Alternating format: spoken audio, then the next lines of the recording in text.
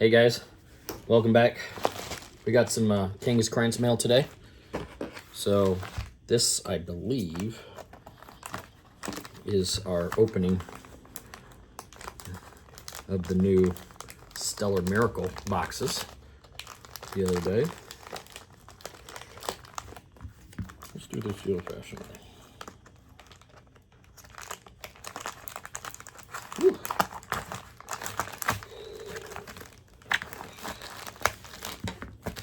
Outstanding. Oh yeah. There we go. All right. Oh yeah, there it is.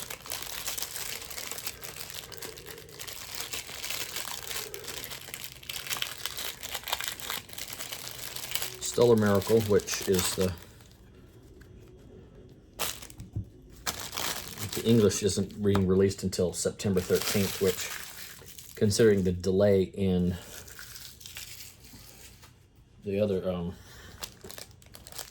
English set, is going to be right on top of each other. That's kind of unfortunate. That means people are going to be chasing two sets at once, which is, again, unfortunate. Ooh, oh yeah. All right. So we're gonna put these face down for now. It was funny during the recording of this. He fortunately ran out of normal clear sleeves, so he ended up using oh, where are we at? A bunch of this kind. So, and we'll go through these cards here in a little bit and put these guys down too. This is the bulk, so we'll pick out a binder here in a second, and we'll put this stuff in there, get it all sorted through.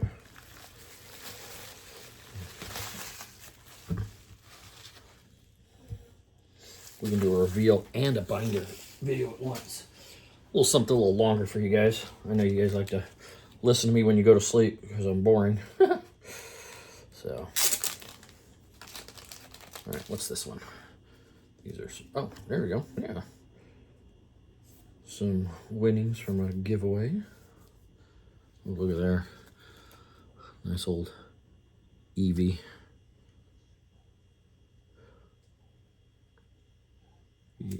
Looks like jungle. Oh.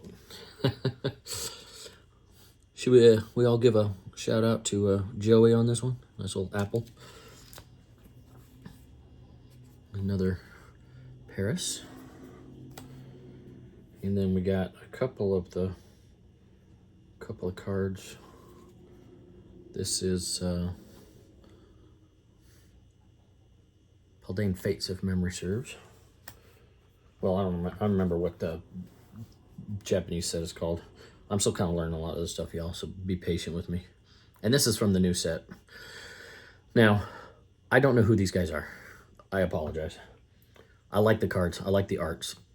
Once I get the English sets and I can see the names a couple times, I might be able to get to know them a little better. You can always ask Clamp or KANGASKRANTZ, and I'll leave a link to Krantz in the comments below. And I might track down Clamp's Instagram as well, because he live streamed his results last night when he got his cards from his opening as well. Oh yeah. So these are, ooh, look, that's my name. All right, another giveaway. So we got a Radiant Sneasler. This little English sets. Ooh, the Charizard from Lost Origin. Another Lost Origin, Drapion V-Star. So, on those subjects. Oh, and then we got Dialga, possibly. And of course, Pidgey. We all know that guy. The Boyds. It's for the Boyds. Well, cool. Some more bulk to sort through. I just got done doing all my bulk for, what was that? For Obsidian Flames, recounting everything and getting it loaded into Pikmin. So I like to keep my quantities current. So if someone needs something or I need something, I know what I need. All right, so the bulk from this new set. So it looks like there's 102 cards in the set, in the standard set. I'm sure there's more than that in the whole set. And they did finally, it looks like they finally included the 2 Gen 9 cards that didn't have cards yet in this set. I believe those are some of the cards that I don't recognize from the set, like this guy. I'm not sure I know who that is, but he might be one of the ones that didn't have a card previously that now do. This is the, but the artwork in this set, look at him, he's cool. I like that artwork. I just did a card in, he's flying around what looks like some sort of stadium, just hovering over, because you can see the little bridge to enter in right there. Ooh, killer baby panda. Luminion? I think that's what. See, again, somebody was saying the other day that this is a very turtle-centric. So, interesting. Some sort of fruit. I'm sure that has a really good. Oh, look, yeah. See, if you do that, you get 60-something. Steel guys. Oh, yeah. The flame bunny. Joltik. I don't think I want to be bit by that tick. Something tells me that Lyme disease is the least of my problems if he bites me. Another turtle, or yeah, looks like a sea turtle kind of guy. Hey Dax, what's the difference between a turtle and a tortoise again? Which one's which? He did a thing on turtles, so he likes to talk about it sometimes. A turtle has fins. Turtle has fins, so it's a sea creature. Yep, and a tortoise has feet. Yeah, because he's a land. So that's the difference between a tortoise and a turtle. Turtle is in the water, a tortoise is on land. But beyond that, they have very similar features, right? Mm-hmm. What you doing? Oh, this is the mail from KANGASKRANTZ. These are the boxes of Still a Miracle that he opened for me. So this is 4 boxes that I had him open for me. And we're just kind of going through some of the bulk a little bit here, just kind of looking at some of the artworks, which I have absolutely no way of reading because I have not learned Japanese yet. Maybe that should be on my to-do list so I can read these cards for you guys. It's a different bird. I don't recognize this one. If you don't know this bird, let me know in the comments.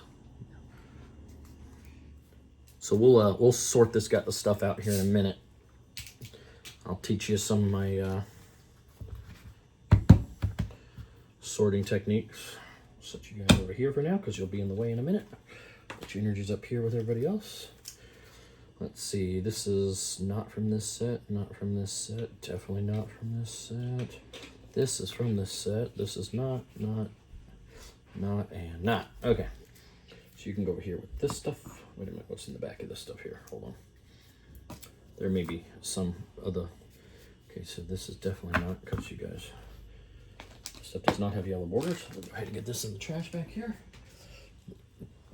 Okay. Not from this set. Not. So I know a lot of people use the number set down here, but I tend to use this number. It's a little quicker for me to spot. Now 100 based on this is a Lost Origin set because they were number 11. So 12 would be Silver Tempest. I'm not sure what number they used for Crown Zenith, if they used anything. I'm not sure if there was a Japanese set for that or not. I'm not familiar with a lot of the Sword and Shield era Japanese because the very first Japanese boxes I opened was Mask of Change, honestly, so I don't have any point of reference on the Japanese stuff yet. But that's what we're here for, to learn all that stuff. And we're going to go ahead and put this in a regular sleeve. because we want these guys nice and clean to go in their new binder when we get that far. And of course, this being Stellar Miracle, which is going to be part of our Stellar set that's coming out on September 13th, which is SV7. I guess Night Wanderer, aka Shrouded Fable, which has been delayed until they're still putting some objects out on August 2nd, but the main part of the set, which would be the ETBs, is not being released until August 23rd now. So that's unfortunate. So, and that would be, I guess that would be SV 6.5, and my English set, Shrouded Fable, its binder is here waiting for cards to get put into it. I did get some items from the collection boxes that they're releasing, the King Gambit, the Greninja, all those ones, to go ahead and start. And I also bought a box of the tins, so that will get me started on that set. Hopefully we get some good pulls, and that's pretty much, other than the promos that are going into the collection kits and everything else, it's going to be, between all that stuff, it's going to be the cards from Night Wanderer, is my understanding. So, all right, so let's go ahead and start looking at all. Ooh, we got one too many. Come on out of there. Set those face down, set these face down. And, oh, there's a lot of cards in here. Oh, yeah, okay. So these are the reverses. So, War Turtle. Yeah, him. All the bullets. See, I like that better than the full art one, honestly. Look at him. Mesmerizing, his big old wings spread out. I know it's in here somewhere. I'll show you the full art. Here, let me set this one aside so we can compare them when we get that far. This guy. I like this character. This card. He's got an IR that looks really cool. I like it. Some people say they don't because it's very singular focused, but that's what I like about it. So, and we'll hold this one out too so we can show the Duraludon, the walking bridge. Another one of the turtles, Turtle-ish, and Iron Thorns, yeah, I probably should keep my my set list out so I can look at the names of some of these guys as I go. But those are cool. Those will go in the binder. I'll have to get some sleeves, which I have underneath here, which are right there. Okay. Let's go ahead and grab a bunch of sleeves so we can get these sleeved up as we go. And now my Japanese bulk goes into these.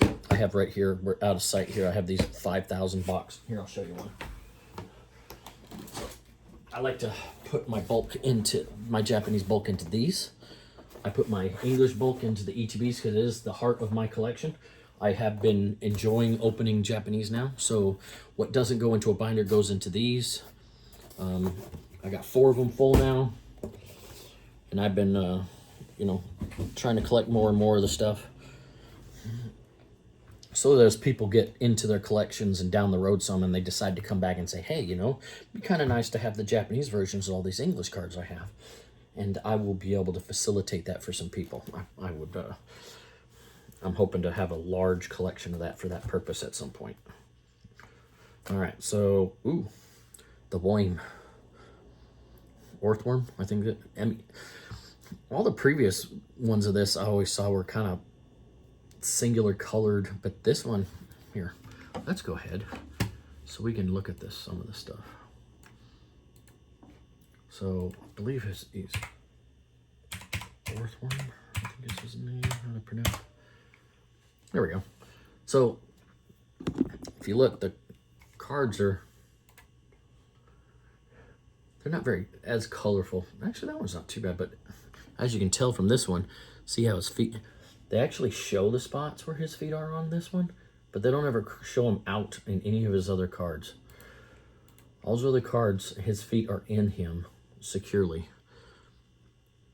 But, interesting. Which one is this? Oh, yeah. Paldet Evolved. He's got himself a illustration rare. It's a nice...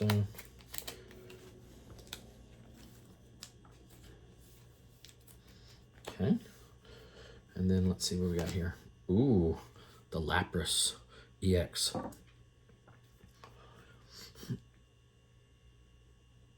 Now this is a Terra, which I love the Terras. I feel like the Terras are the Scarlet Violet replacement for the Rainbows, which I'll have to agree with Clamp on this one.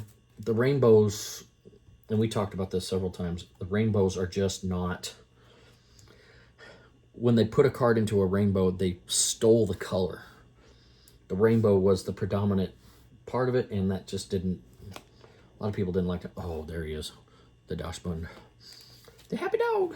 One of the Happy Dogs. There's all kinds of Happy Dogs in this, in Pokemon, but this one reminds me of my dog.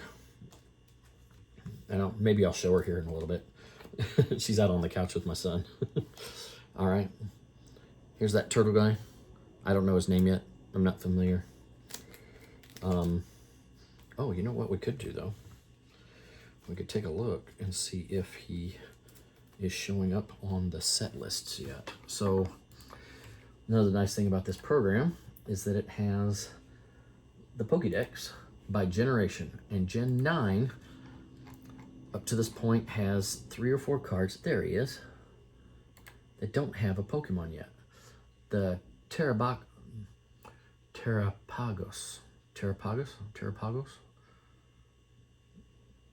So, and he doesn't have a card yet because it's only Japanese, and this particular site only tracks the English stuff so far. They have plans to add the Japanese, but they haven't gotten there yet. So that will be really nice. I think one of the problems they're going to run into is that TCG Player, which is where they source all their pricing, doesn't have Japanese pricing. So like Sprigatito, you can come in here and look at all the different Sprigatito cards there are, and it has the TCG Player pricing listed at the bottom of each one, so you can quickly look up. This is only updated once a day, and we all know that TCG Player is constantly updating their pricing, which is kind of unfortunate. It'd be nice if you could go a whole day without having to worry about the pricing changing on you, but it is what it is. Ooh, the 2023 McDonald's has a Sprigatito that I don't have. I'll have to research that.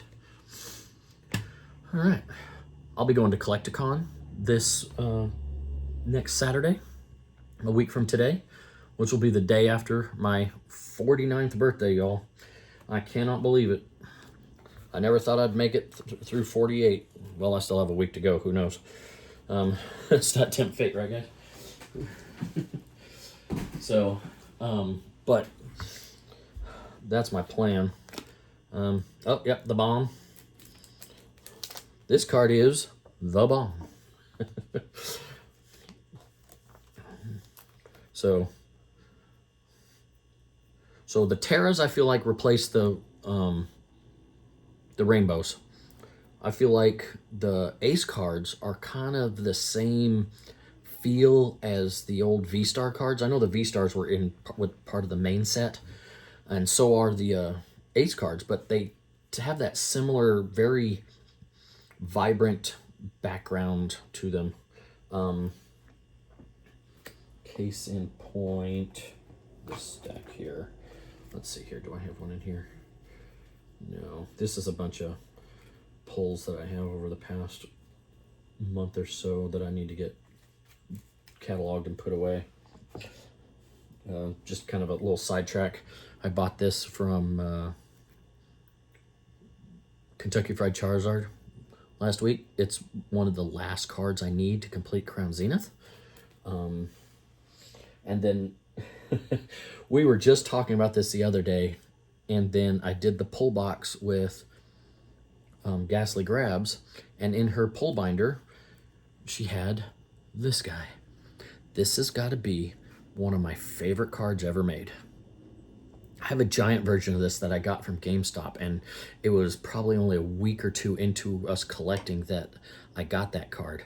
And so it sits in these little, let's see, I don't think you can see them right now. Let me adjust this camera up just a smidge. So, and then over some, oh, and still need to be up a little bit more. Right, there they are. So right here are these little large card binders.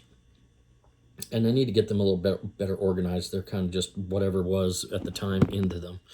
But we'll go back to here. But those, oh, we need to be able to see the screen just a little bit. There we go. Okay. But I have a giant version one that has GameStop stamped on it. That's, you know, the giant size. So of this card. And so it kind of holds a, it's got to be the card that really got me interested in Pokemon because of the artwork. You know, a lot of people sit there and talk about the price and the rarity and all this stuff, but I, above all else, appreciate the art. You know, if I see a card, it's like why the Tatsugiri card from the last set is probably one of my favorites of that whole set. I mean, I pulled the Greninja right away. Yeah, great. It made me feel good that I pulled the Greninja. It helps me complete the set. But as I started pulling the Tatsugiri cards, that's when I got excited about the set. So that's just kind of my own personal flavor of why I enjoy the craft. And we can always go through some of my, when we go to put these cards away and catalog them, I can probably do another video so I can show you some of the cards I've gotten over the past couple weeks from various sources. I kind of like this one. It is lacking a little bit of flavor, but it's kind of cute that he's just sitting there on that swing, watching that bird with one eye. I think he was just kind of meditating on there, and that bird kept on chirping, and he's like, shut up, bird. So, but because, I mean, he's sitting very still. He's hanging on that limb with all the trees and what I think he thought was a nice silent place. You got the lovely waterfall in the background, little winding river. Probably a very peaceful scene for him. And then this bird comes along and starts chirping. He opens that one eye going, what in God's green earth is that going on? So I like that card. That's pretty neat. I feel like just, and that's what I like about the artworks of these full arts. And I mean, the illustration rares, what do they call these ones that art rares in Japanese, is that they're just so, just in a picture, they tell a story. You know, you don't have to have just a little bit of imagination and you have this entire scene set for a story and something that might be coming from it and what might be coming next. He looks severely annoyed. Look at that. He looks severely annoyed with that bird. He's frowning. He still had his feet, you know, crisscross applesauce like, but his feet together, his hands together. Very, and then just opens his eye and says, listen here, bird, go away. So I like that. That's funny. All right. Let's see, what do we got next? All right. Oh, I did get in there. The bunny. That fur, and I'll think of his name in a minute. I don't think it's not Score Bunny, but it's like just a regular. Anyways, I like this artwork. It's not as colorful as I like most of mine, but it does have a sense of a little story. I feel like this is, if I didn't know better, if you were to walk this way just a little bit more, hold on, let me see if I can find it, because I know it's in here. We'll get to these cards in a minute, but I want to show you a scene that I see in my head. Oh, well, that's interesting. I don't want you guys in there. Thought I got him. I don't have him. Interesting. Oh, maybe I do. Hold on. I do not have him. Well, that's a bummer. So there is another IR in this set. Go ahead. Yeah, those are all the hollows.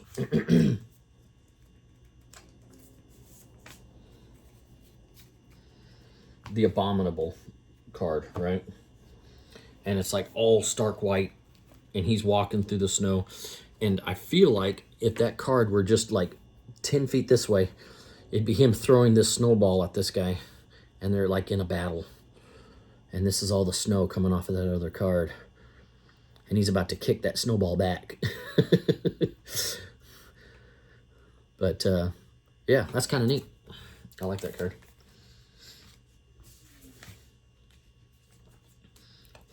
I like the Abominable card, and I'm sure if you go back and watch, go to Clamp's Instagram page and look that up. He did a video showing off all the cards he got. And he opened 9 boxes, and then he went and bought a bunch of more of them. So, oh, there it is, the Walking Bridge. The Durlodon. Yeah, one of them words that always rolls off the tongue so nicely, right? Anyways, I've heard a bunch of people complain about this card a little bit. I mean, it's very interesting in the background and everything, but as far as him as a Pokemon, it doesn't really do him justice, because you can't see all of them. You can't see him stretched out when he's in his mode. He's just kind of... This little girl's like, don't run me over, stop! Everybody's watching in horror. Like, what is this thing doing riding down my street? My question is why is she... I mean, are they walking up to, like, say hi to him? And it's like, oh, you're my favorite Pokemon type thing? Or, oh, thank you for letting my parents cross the bridge that fell. I mean, it's all kinds of different versions. And, of course, he's right in front of this shop, which is, like, about every shop that you see in these. Sometimes I'm wondering if this is the same fruit stand as all the other fruit stands. I'm just waiting for a cart just down here to have the Diplin cart. All right, let's see what's next. All right. Oh, speaking of the bunny, same bunny, but in a Terra, which is always cool. Once Stellar comes out and I can see the names of these cards, I'll be better about this. And I'm trying to learn them a little bit better, but whew, when I see them for the first time, well, if I didn't know any better, I'd say, yep, it is. Okay, so whatever, it's a Terra of Joltik. It has a little picture of him on the side, so this is a Joltik Terra card. I love the Terra cards.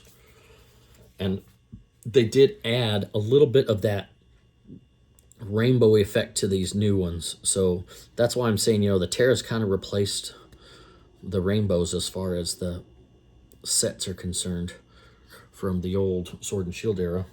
Scarlet and Violet kind of wanted to do something similar, but they went with Terras instead, which, starting with, which one was it that people really didn't like the Terras from? Oh, Obsidian Flames. Seems like nobody liked Obsidian Flames. I love that set.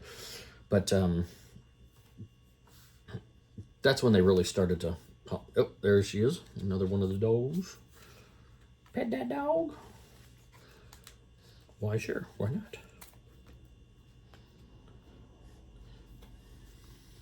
All right, and now, oh, there you go. EX.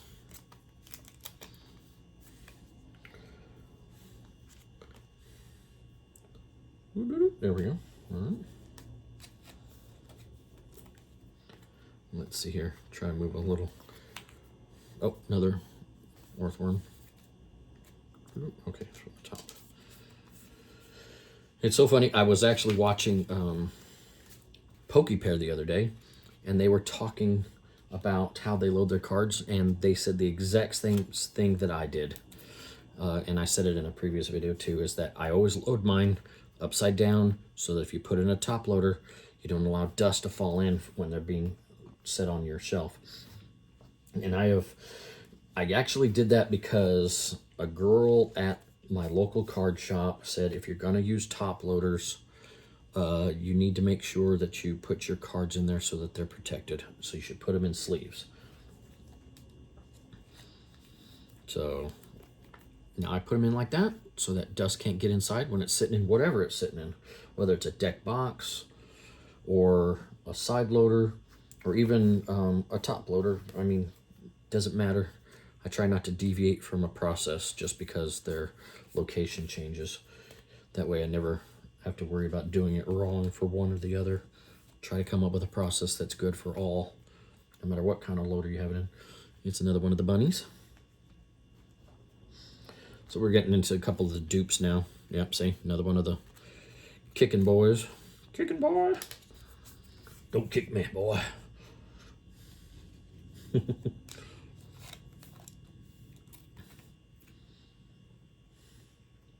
Somewhere in here we should be getting to my other cards here.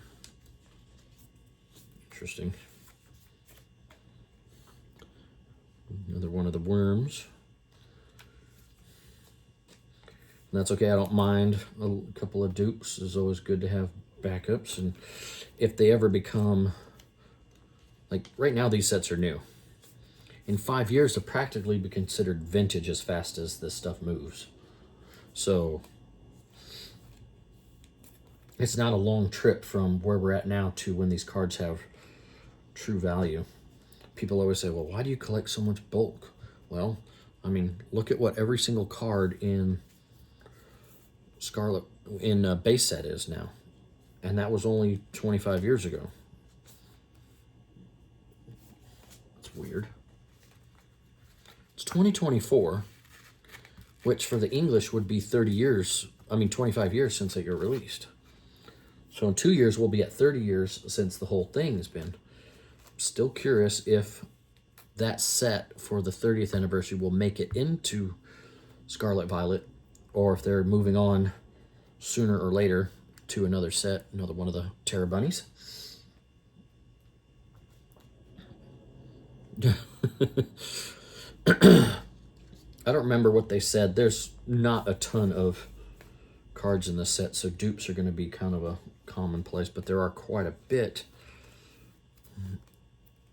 cards I don't have because I got so many dupes, but that's okay. I am all right with that. Another Joltec Terra. I think these Terra cards, once Sword and Shield is done, Scarlet Violet is done, are going to really become popular. It'll be interesting to see what the actual chase cards are once all these sets go into the vault. Oh, there it is.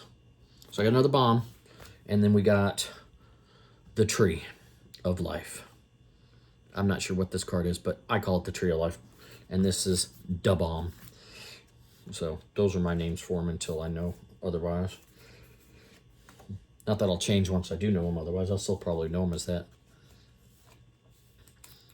I'm sure it's not true, but I'll always hold to the fact that I'm pretty sure that I coined the term Bubble Mew. But who knows? Just like Al Gore invented the internet, so you never know. Did he or didn't he? All right. Oh, look at that. Another tree. Woo-hoo. I got a few of these. I'm hoping that in all the trades that we did at the end of that night that I got the crystal. Yes. Oh, there he is. This card makes me laugh so hard inside. Look at him.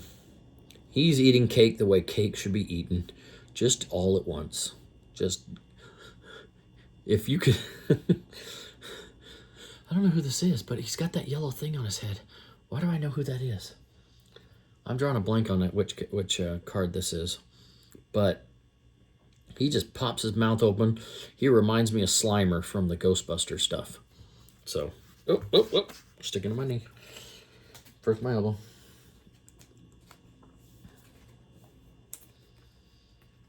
Oop, where you going? Stand up there, where? All right. Let's see who's next. Oh, there we go. Someone was talking about this card. See, again, it tells a story. And,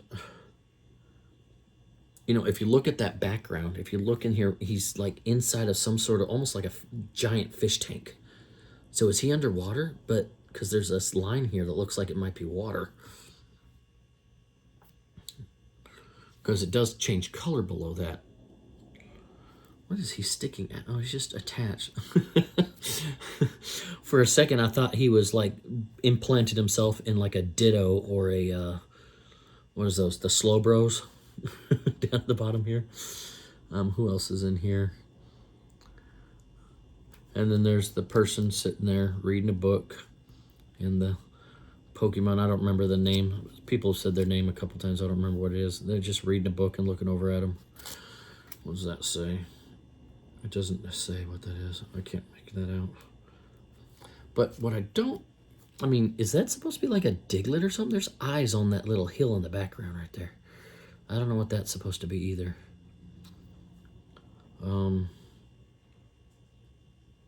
But this person really likes that Pokemon, because they have a little rug of it here in the bottom.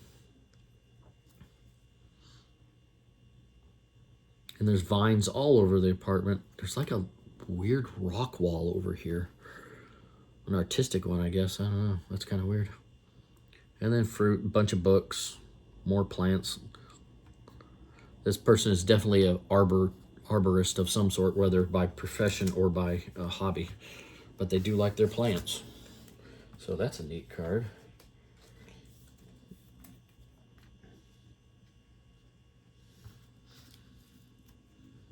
Oh, there he is. The pizza oven tortoise. Of course, this time he's in a cave, like he got bigger. But I don't know if y'all remember from Twilight, the pizza oven turtle. That's weird. That can't be right. Do you see these two little weird stripes? Is that supposed to be there? That doesn't look right. I mean, when you go over it, the texture changes there too. Shines light a lot different than the rest of the card. I don't know. It's weird. I mean, it's at the same angle as the raindrops. What is that supposed to represent?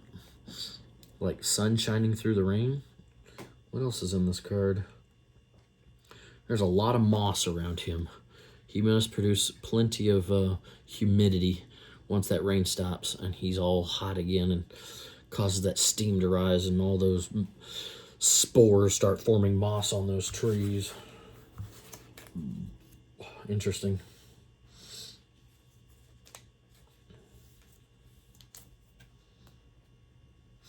All right, next victim. Oh, okay, so I saw this when we were going through these. There's two of these guys. And he is got a sweet tooth. Look at all that candy. That is a lot of candy.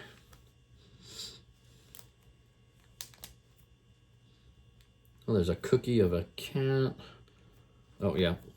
So if you look, you got the cookies. Then you got the little cookie cutters for all this different stuff. And then there's a jar of...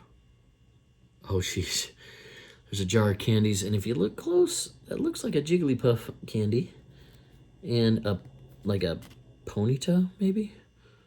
Candy there. And then what looks like maybe a Pikachu head. Let's see, what else do we see in here? Like, there's little stars, like maybe Starmie or something, but it's hard to tell exactly what. Whoever this person is, they made a lot of very Pokemon-themed cookies and candies. What is that one? That's a blueberry, a strawberry. There's a little vial here that has the Pokemon symbol, kind of, the Pokeball symbol on it, kind of. And of course, Pokeballs for handles. They're definitely a Pokemon fan. You think this is Ash's mom's kitchen, or maybe Giovanni's kitchen? This would be hilarious if this was Giovanni's kitchen and he was actually really had a huge sweet tooth.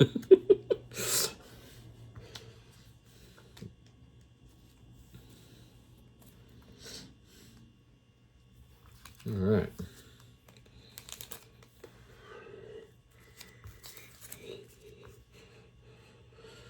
All right, and there's two of those, so See, now, this is one of those cards where I feel bad for the Pokemon almost because he's an afterthought. The background seems to be the forethought, and he's the afterthought in the background.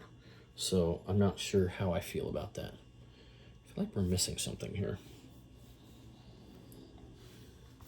I think I'm running out of cards faster than I have. Ooh, there he is. My favorite card of the set. When I saw this card, I was like, oh, I gotta have this one. I call this the Mickey Mouse bug. Now, hopefully that'll catch on, and then I can prove that I started that. But he's got his little white gloves on and his red head and the little black ears. So I like to call him the Mickey Mouse bug. This card gives me that same feel that the Cleffa did from whichever. I'm pretty sure that's from Obsidian Flames now that I think about it. But I like this card. This is my favorite in this set so far. Of the ones that I say that. There is one card I like more than this one.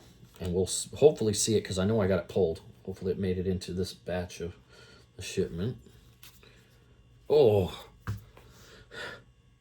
Thank you, Krantz. Sweet. I was hoping he would take one of my trees because I had 3 trees and get me this one. So now I have all the aces. And this is probably my favorite of the ace ones. I like the tree and the, what was the other one? We got the tree and the, almost there. And the bomb is right. But this is the crystal. And it reminds me kind of like any of y'all ever watch Dark Crystal when you're growing up? I'm turning 49, so my growing up is a lot different than a lot of people in this hobby right now. So I'm gonna be 49 in a week. So, but yeah, that's a cool card. I like that one. I'm curious as to what the other set has as way of cards, because oh, there he is. Now, this is one of those ones that I like because of the color. I don't necessarily understand the actual artwork itself, and I don't care. I like it because of the very colorful, eccentric lines. And it almost looks like now that I'm looking at it closer and I can actually see it good, it looks like he's got these claws that are like rippling blue lightning off of them as he swipes his claws through the air. Which would have been really neat if because here's his claws without the lightning, which is wonder why that is.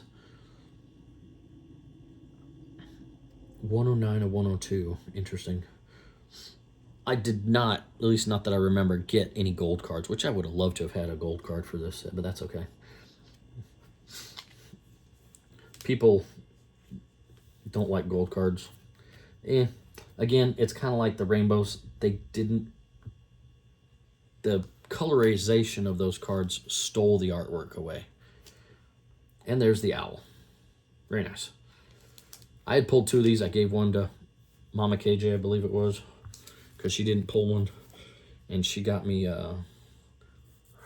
that bunny that was in there, because she pulled a couple of those. What do we got here?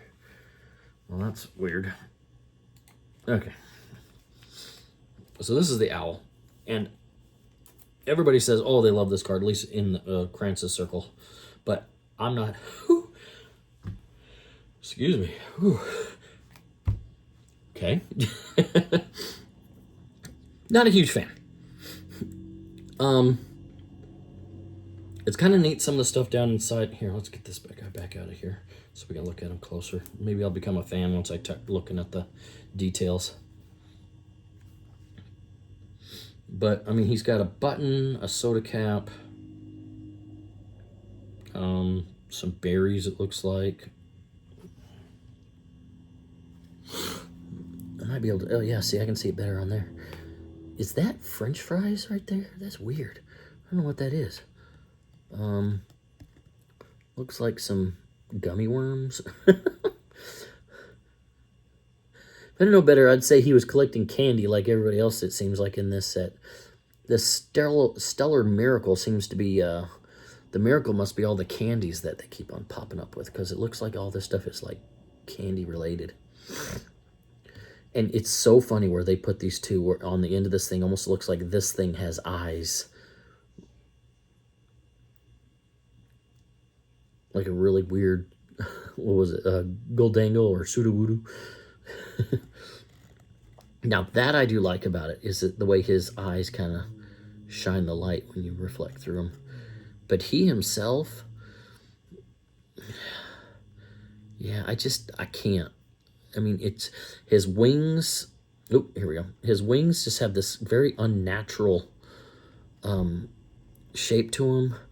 The hair, the way they drew him, just seems very, I don't know, not my favorite style. Almost like dot work or something, or slash work. It feels like it lacks detail. And then the triangles, and I think that's just the way he is, the actual Pokemon. Probably why I wouldn't like him as a Pokemon either, but it is what it is. It's part of the set, so we got to have him. So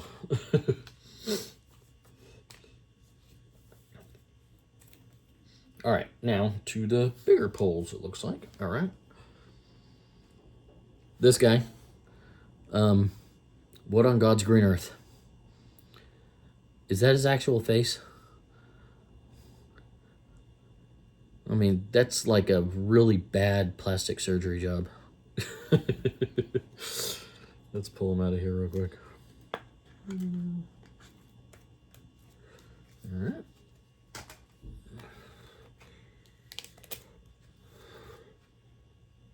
SR. Oh, wow. He's got some good texturing. I don't know. Let's see if we can make it do it. If you look at the, yeah, see the sun over here, right here? When the light goes through it just right, it's got like a circle pattern going through it. And then his shirt and his uniform lines go in different directions, so it really accentuates the differences as it goes through the light. And then, I mean, look how I'm guessing that's a belt. That's super weird, because now with that thing over there on the back of him, it's almost like he has an earthworm for a belt, and it's blue for some reason.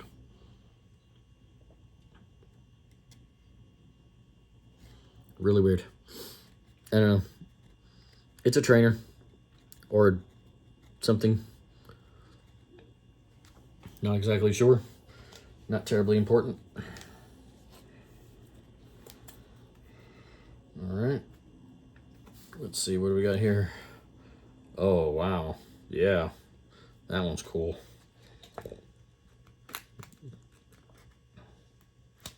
They have an S, I think, I'd say SAR.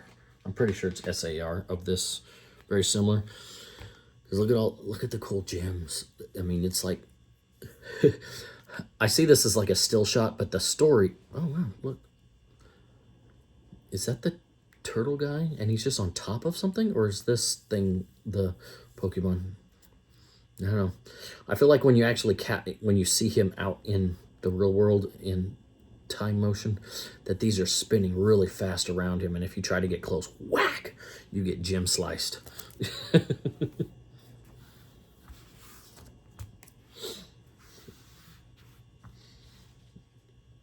That's a really neat card. All the textures on these are so deep. Oh, wow. Okay, hold on.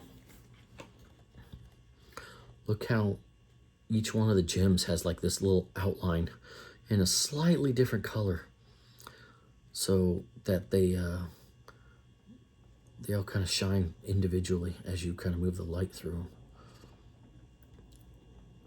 And then you got the Toidle. It's like you got Ogerpon, which is tiny little thing with these giant masks, and now you got this turtle with these giant little machines that he rides on everywhere he goes. I'd be curious. I'm kind of, you know, Steven used to, I'm sorry, KANGASKRANTZ used to always, at the beginning of the very first stream, when a set is released, he would play the video about the story behind the cards, and I'm really hoping to see the story behind this set at some point, because I think it'll be interesting to find out who some of these new characters are and what their story is, because that's usually what they are. Is they're introduced as part of a DLC or some sort. Oh, there he is. Oh, I was getting worried. My dog. Isn't that an amazing dog? Now here, hold on a second. I'll be right back. I'll show you why I like that dog so much.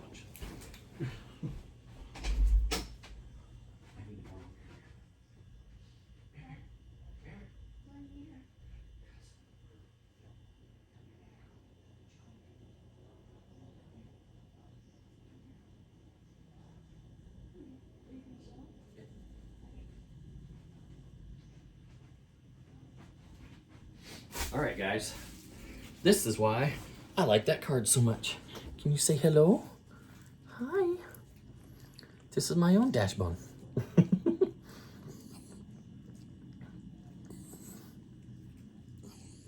Yeah?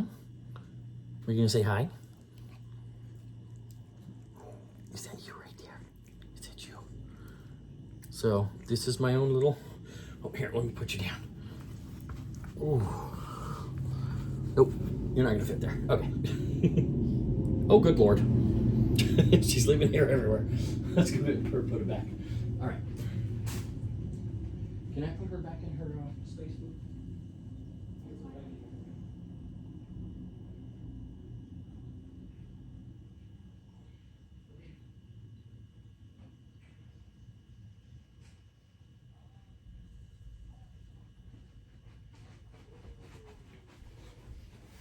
Okay.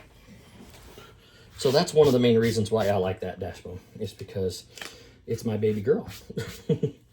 And she left a little hair behind. So, sorry this is just a video. I'd love to have gone live. I just don't know what I'm doing just yet. So this is still early on in my process of learning. I haven't figured out how to use Streamlabs or any of that stuff yet. All right, so... But we'll get there, y'all. New channel. I just like making just random content sometimes, but I always love doing the mail I get as much as I can. Not always really in that space, so I don't end up recording everything just yet, but definitely had to record this one because this is a really neat set, and I'm happy to have, gotten into it with Krantz and Clamp and the rest of the Kangas crew. Mama KJ, Mo Gold, Randy Gold, all that crew. All right, so this is the last card from this from my pulls, and it is the big boy. Well, not the big boy, but one of the big boys. I did get one SAR from the set, and that is the Flapple SAR. Look at that card. There is so much detail in this. Let's take a closer look at some of the details here. What in the world is happening there? Here, let's get this out of the sleeve so we can see it better. Okay. Y'all, okay, let's go over something here real quick, because I see this so much on streams, and it drives me nuts. When you pick up a card, you only apply just enough pressure to hold it. I cannot stand here, and I will never do that with this card, so let me set that down real quick. I cannot stand when I see people do this.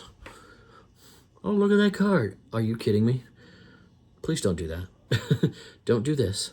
Don't do that. You don't need to hold it that hard. When you set a card down, don't go. That is just, ugh. I want to cry when I see that. It's like, what are you doing? When you pick up a card, you kind of just, your fingers are plenty enough to, you always hold it by the sides, and if you're worried about the pressure you're holding it falling, just put your pinky on the bottom. And if you feel like you need to, put this behind so you're not tempted to push so hard. But I don't even like to do that. I like to just keep it just like that. But look at that. I mean, his eyes. So I have a nickname for this one, the Medusa apple. because it's got all little snakes coming up out of it. And it's kind of weird that a card like Applin is getting so many different evolutions. I feel like Applin is becoming like the Eevee of Anu. I mean, what dictates what he evolves into? Does he decide? Does the trainer decide? I guess I got to read into it a little bit more. But yep, eats the apple, and there's a bunch of. And look at that! Look at the texture. How these the apples above each of the heads seems to be popping off the page just a little bit, almost like it's like a little raised. Remember the old classroom globes back in the day that actually had the texture on them? And you was like, man, Mount Everest isn't that tall because you didn't. But yeah. I got some of the dog's hair in my mouth. Oof. So yeah, that card's really cool. I like that one. I like the textures on that one. I know everybody's worried about what the textures are going to be like when the English cards. I will guarantee you will be disappointed, because people who collect Japanese are always disappointed in the English cards. That's why Clamp doesn't like English cards, because he doesn't like the textures, and he doesn't like how they're, for lack of a better term, they do half the job. I had a more explicit term for it, but I'll digress on that one so that we don't get ourselves in any trouble. But okay, so now we got those all shown off and ready to go. So let's move on to stage 2. We'll get these guys up here, get you guys up there, because we're going to have to sleeve you here in a minute. All right, so my sorting process, pretty simple, really. I go by type first, then by number. That way it's easier to sort them out. Put you up there. We'll get the hollows later. All right, so you know, electric, you go there. You're a trainer, steel trainer. You go there, you go there. You are there. Oh, look, Kaplan. Okay, thank you. So it's always the same order with Pokemon. You got Leaf, Fire, Water, Electric, Psychic, Fist, Dark, Steel, Dragon if there is any, then Steel, then your no name, and then trainers. Always the same. So it's really easy to predict where the cards have to go in my piles. That way I always know exactly, whoa, why are we upside down all of a sudden? Okay. Okay. Okay.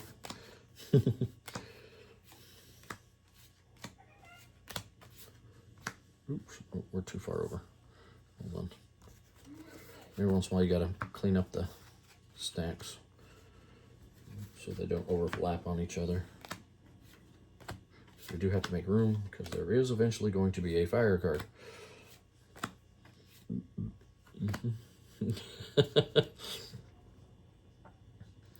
What on God's green earth is an imp doing in this set?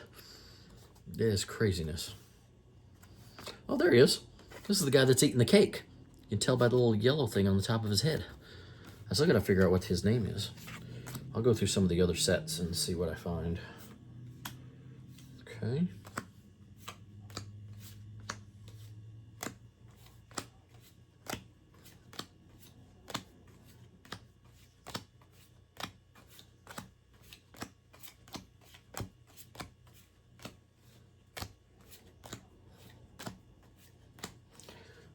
Sorry, I guess I should talk a little bit while I'm doing this. This is...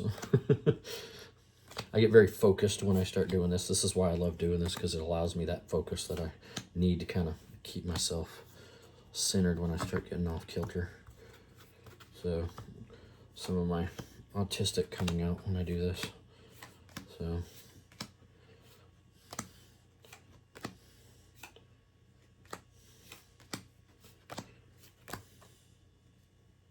Wait a minute, who are you? Interesting. 90. I mean, it's in the realm of the trainer, but that looks familiar. Oh, it's a fossil of some sort, I bet, huh?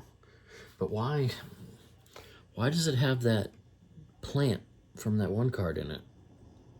The little daisy card or whatever they call it.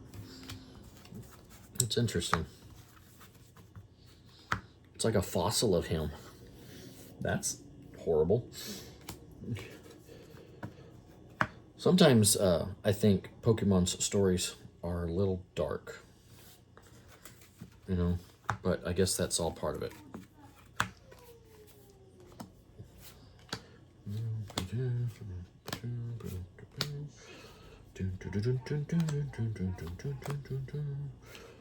All right, blue trainer.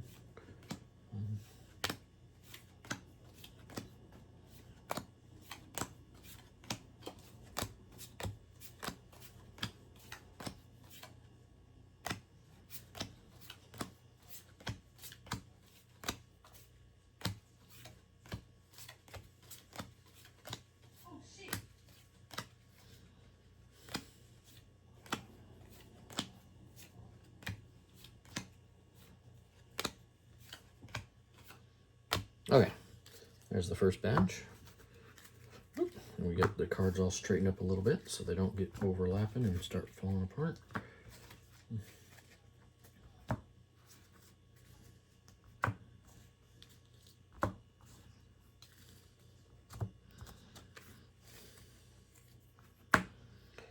All right, let's go ahead and start another batch.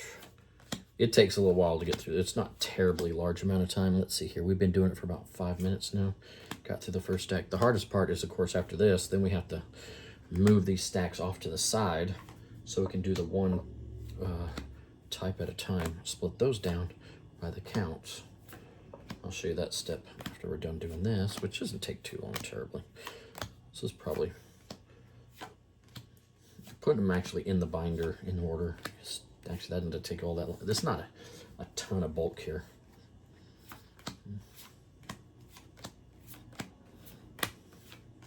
And once my muscle memory remembers where each of the stacks are, it goes a lot faster. Because then I don't even have to really look at the stacks. I just kind of let my hands do the job after that.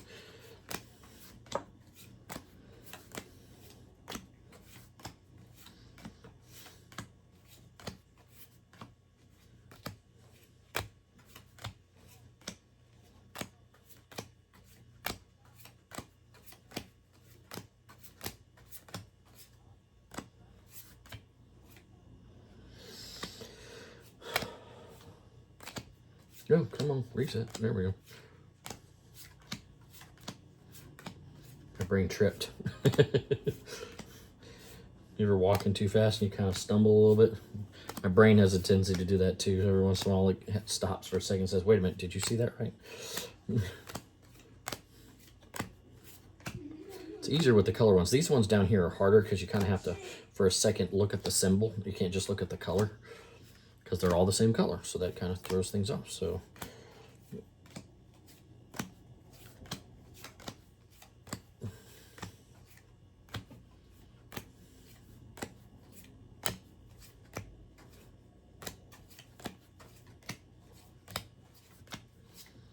most of the time my eye sees that little symbol in the corner anyway, so, but every once in a while it misses it when it's looking over. I have to straighten this up pretty good, but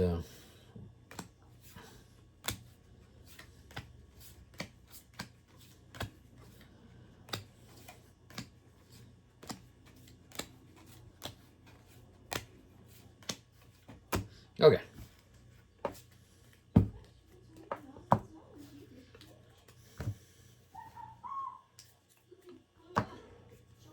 All right. So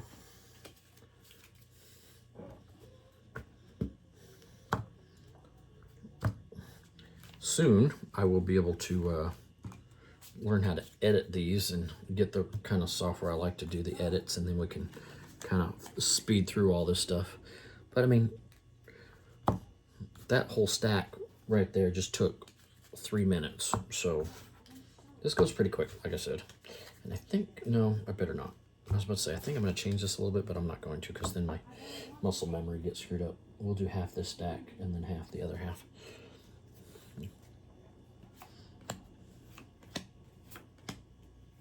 Whoop, whoop. I think you're going there, Sonny Jim.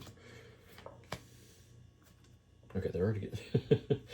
One of the things I always take issue with is how slick these cards are to each other sometimes. So when you're doing a really large amount of bulk sorting, they tend to slide around a lot, and that's very annoying.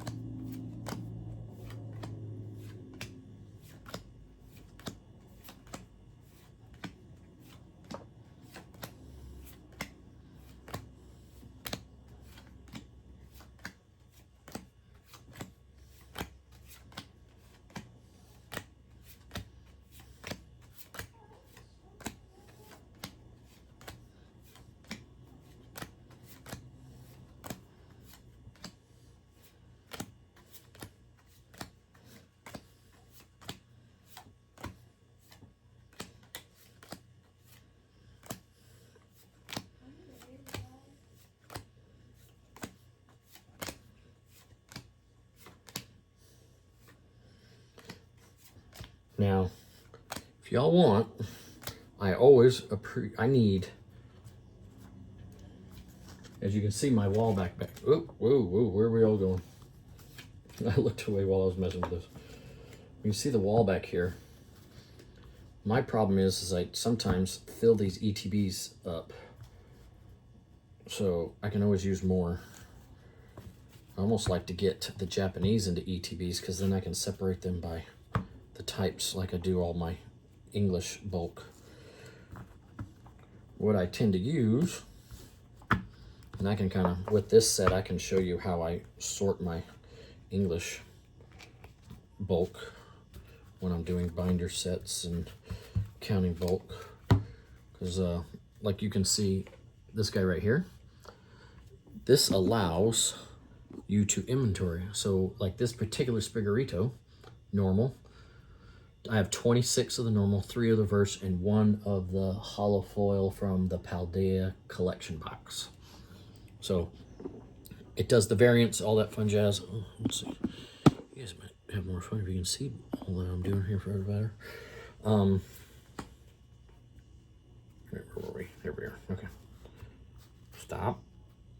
Nope. Thank you.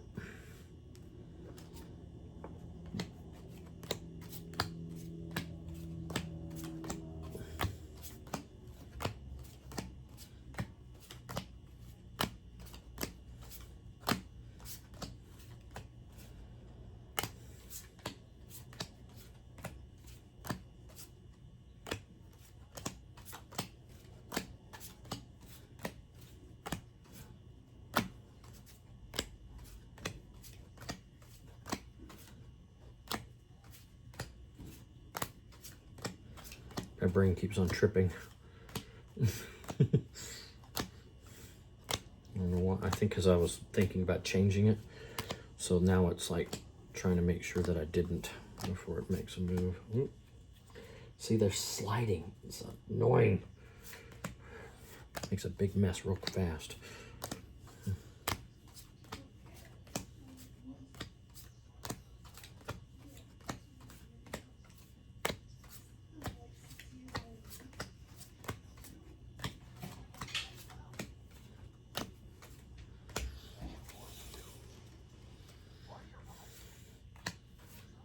So yeah, I got these, so yeah, see, we're only about 10 minutes into this and we got this stuff all nice and sorted, and we'll pick a binder here in a second.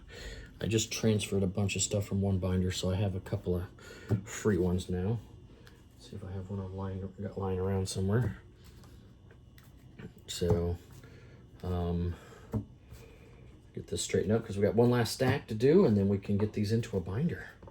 We're gonna go ahead and sort these into these stacks as well here in a minute, all the reverses and hollows, which I'm pretty sure I'm significantly short on those. And yes, when I complete a set, I try to complete the entire set, not just the, oh, I got that card. No, I want all the hollows, the reverses. If I can get all the variants, great. Not all of them are obtainable. Like there's like these weird ones from Europe only that don't even show up in the as having a price of any kind or anything, which means there's no data from TCG Player, which means they're not being sold there. So that's always an issue, isn't it? So, but I try my best to get complete. I even have a set that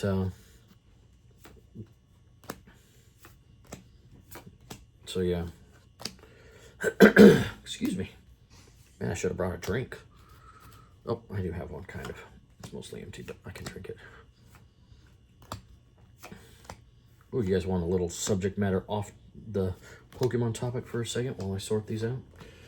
So, somebody, another streamer was talking about on one of his live streams last night about sodas. And a couple things, well, See, this one's confusing me. 91. Okay, so it's in the trainer set, but it has a hit point value assigned to it.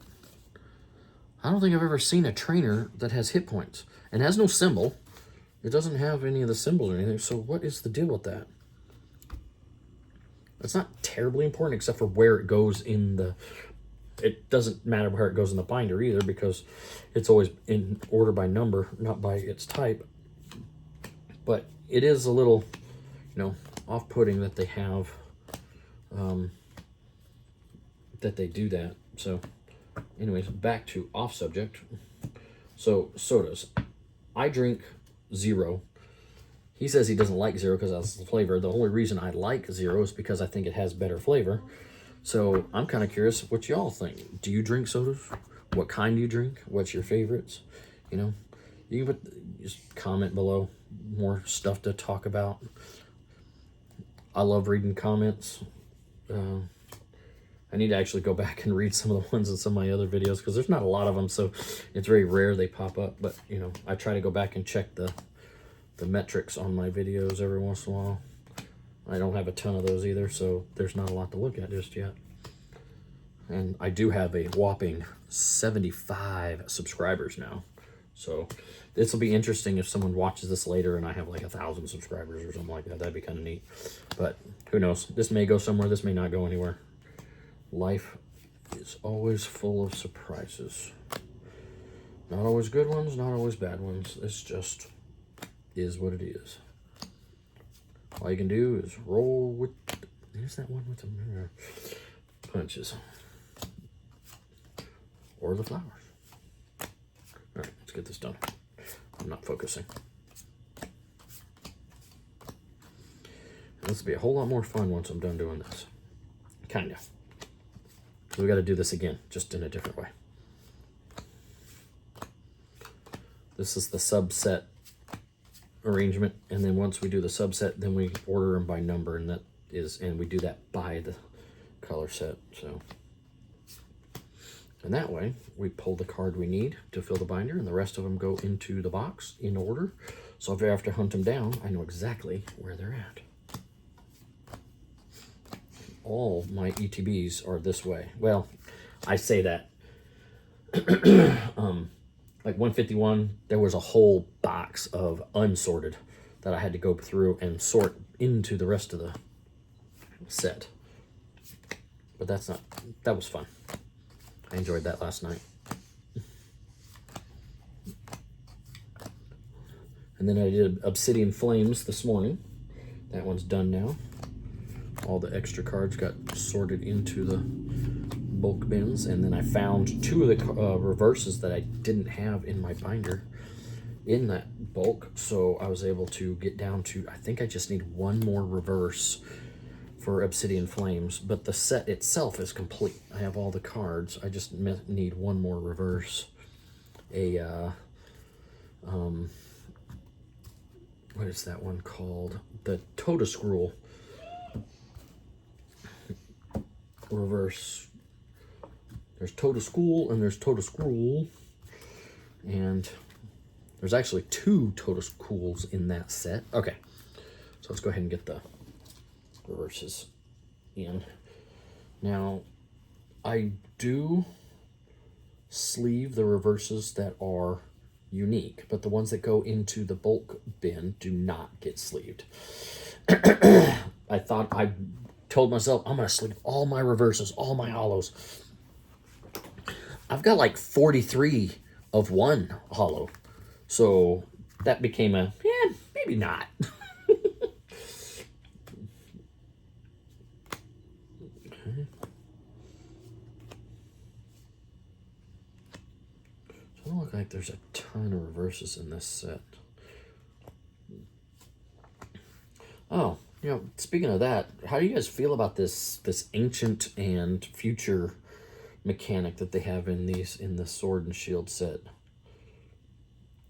Like, so I feel like the future cards, they made like mechanical and digital versions of all the Pokemon, because in the future Pokemon are extinct, so they had to digitize them all because there are no Pokemon anymore. It may be fact, it may be theory. That was my theory behind it. And then the past ones, of course, they're just, they're from the past. My question is why? I mean, I haven't played the game at all. I have both the games. For some reason, I just haven't. Oh. Well, what are you doing here? Interesting. And he's in the wrong place. Huh. Well, that's peculiar. Is there just one dragon card in the set? Excuse me. And it's a hollow. The ancient, the weird giraffe with the ugly hat. Took me forever to pull from Temporal Forces. But that's where he's from. And then Steel. So Temporal Forces.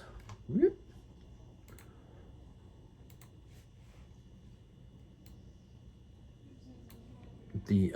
There he is. The Raging Bolt. Which is just a really weird giraffe.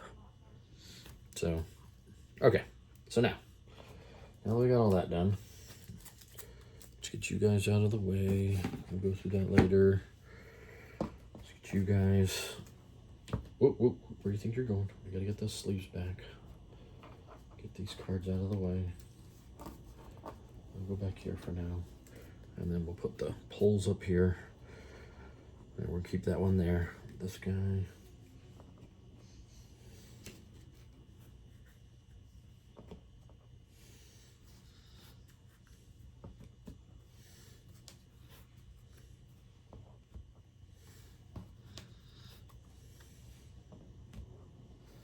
All right, so this is the next step in the bindering process. Right, we got to get all the cards off of the surface. And you are just going to go on the top of that stack there because you're all by yourself. All right, now we need 2 things. We need a binder. So let's go find a binder. Give me 2 shakes of a donkey's tail.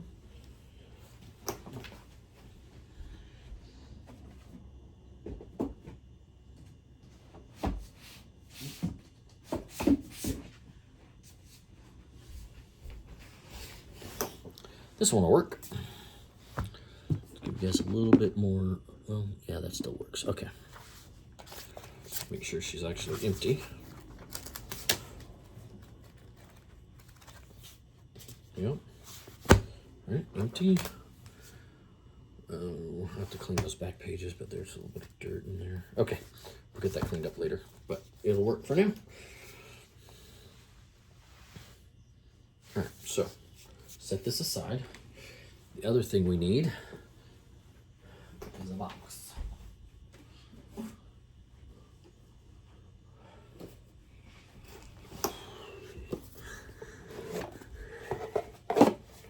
this is where the bolt goes. We need these. These over here. These down there.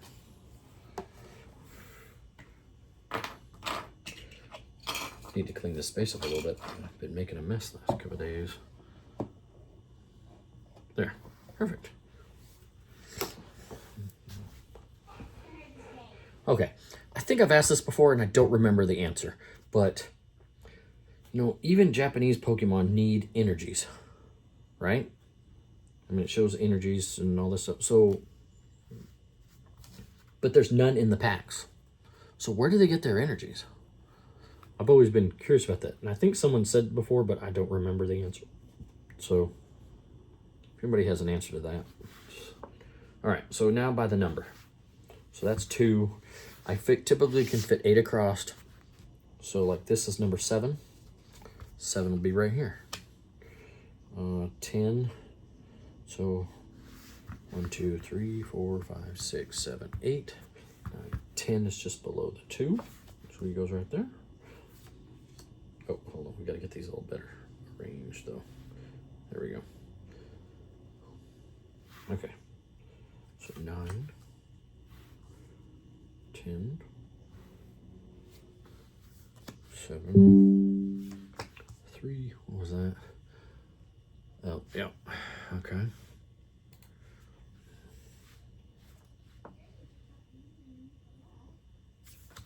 5, 7, 8. Goes right there. I don't have, I wish I had a map of the cards, so I'm gonna have to, this is gonna be a little blind. So, but it'll be fine. 6, 4. Ooh, these are a little too tight for my liking. Okay, that's better. All right. 6. And this is just like the previous one. Once I learn where the cards are in my stacks, this goes a lot faster. Because then I get to see the card and know where it goes in the... Oh, you weren't there already. Okay. Yep. Applin, Diplin.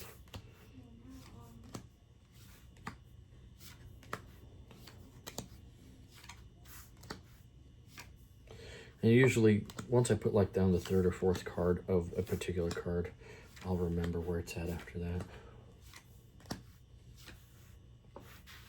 No, lawnmower card. Which one is this? Oh, there you are. And the ones in the peripheral tend to be the hardest ones to remember. Oh, this doesn't look like a lot of cards for this particular set, so this is going to be kind of nice.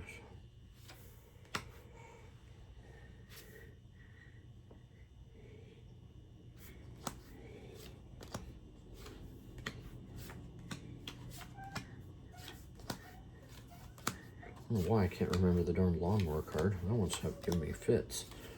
There we go. Oop, wrong one.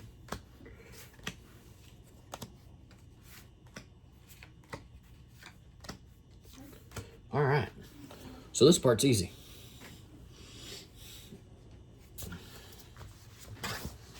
Since we don't have... So 1... Oop. I need a sleeve for you.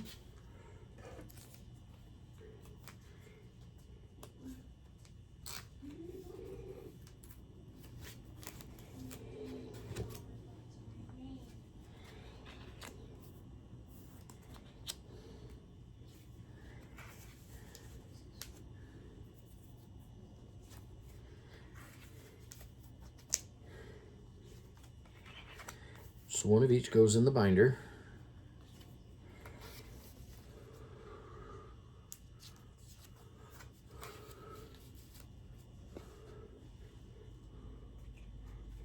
Now, if this was an English set, I would then go back and count every single one of these and enter it into the catalog. And I will once the set is like released. What is it? Okay, no. And you. All right, 11 cards in the leaf section. Make a little more room over here for this so I can set it down neat. A little off-screen organization for this stuff. Ooh. There we go. That will work.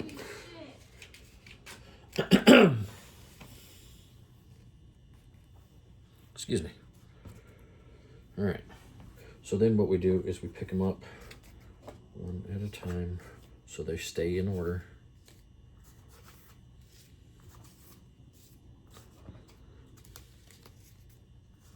By number. I've heard some people do this alphabetically. That would be god awful. All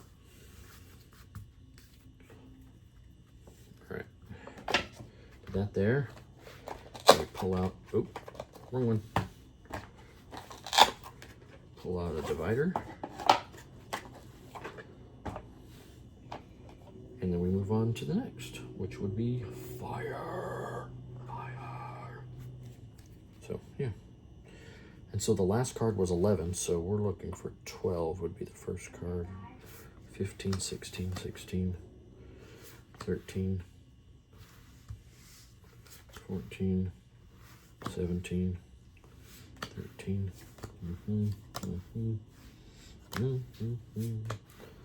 My theory is 14. I thought I had. Oh, wow. I did not see his face.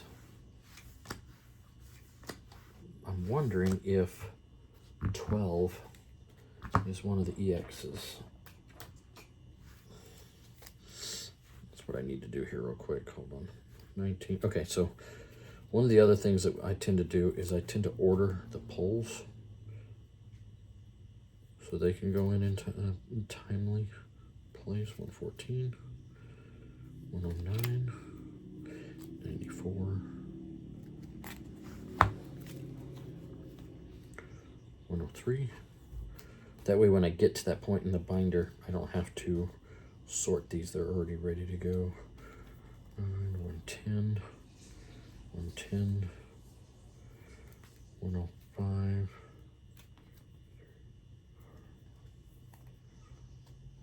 104, 103, 104, 105, 112, 10, 12.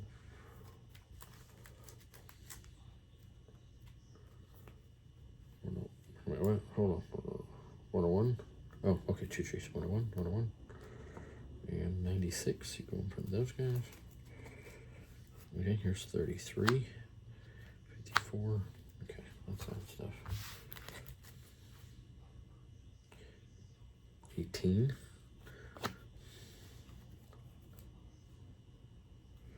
18.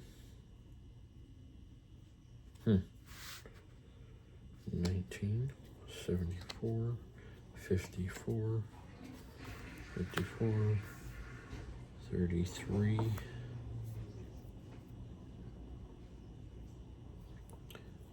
54, a couple of these guys, Joltik, the Flamin' Bunny, where'd you go? There you are. 13, that goes to you. 74, 106, 111, 96. Where are you hiding? Oh, there you are. That's part of those.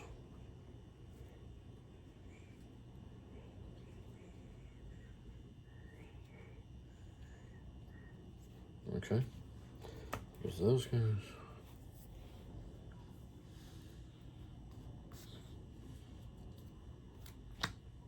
$88.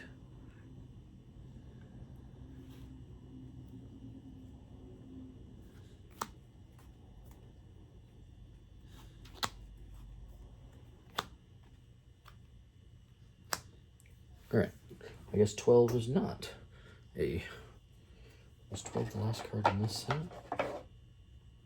Nope, 11 was. Gotta figure out what 12 is. All right, let's get you guys put away. 106, 103, 104, 105, 106, 111.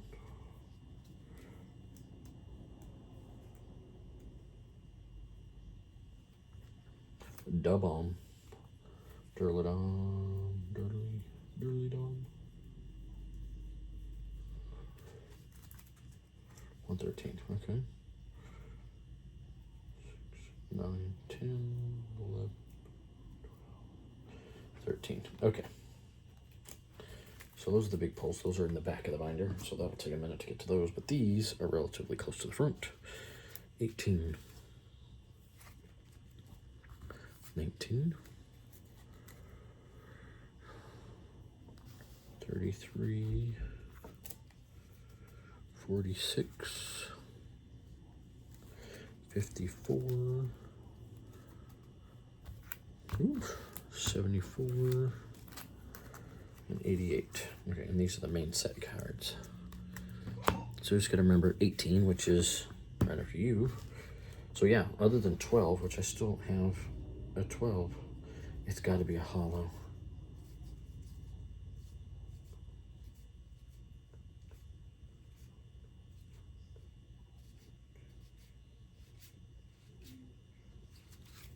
Interesting, okay.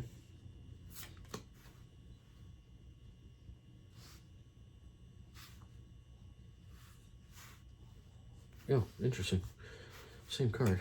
I mean, same Pokemon, different cards.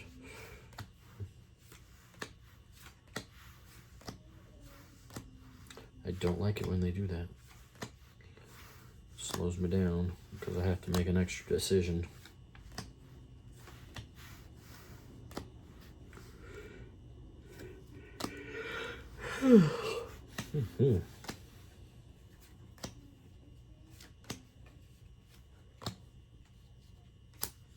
All right, binder.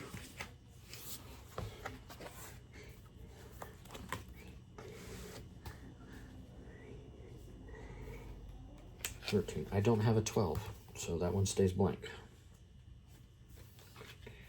14, 15, 16,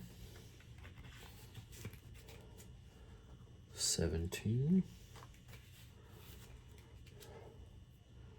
and 18, which I have 3 of apparently. I like to put all these in here once so I know where they're at. If they ever go into a Vault X, that's a different story, but I haven't done Japanese and Vault X up to this point. Okay, so fire's complete in the binder ish.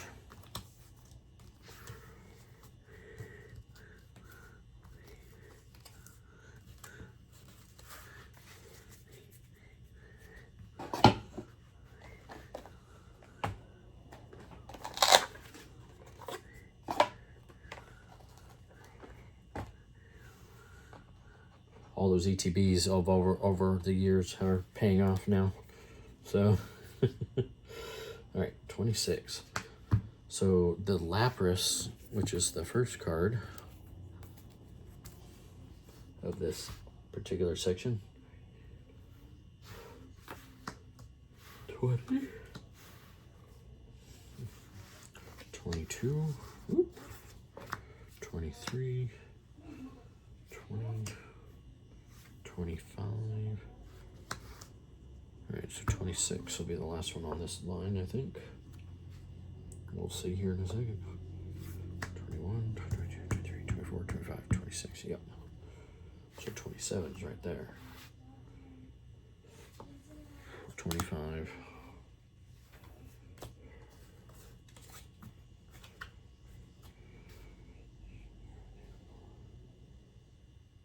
The heck is this thing? Oh, 24, there we go.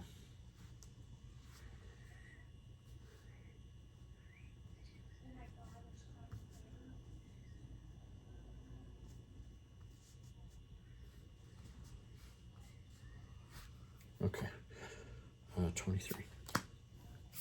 Turtle, fishy. A lot of fishies in the water section. I don't understand. 26 is my hollow guy.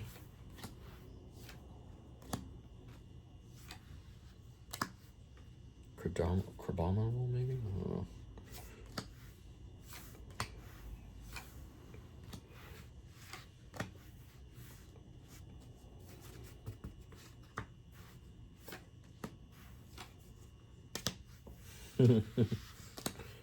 All right. All right.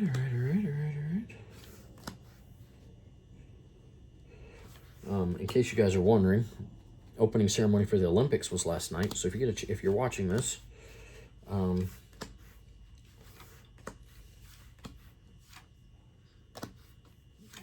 then you'll know that that's on.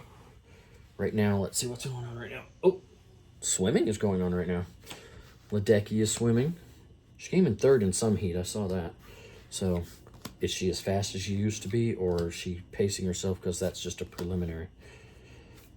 And do the first 3 spots, or I thought it was just the first 2 spots in a prelim. I guess it depends on how many prelims there are.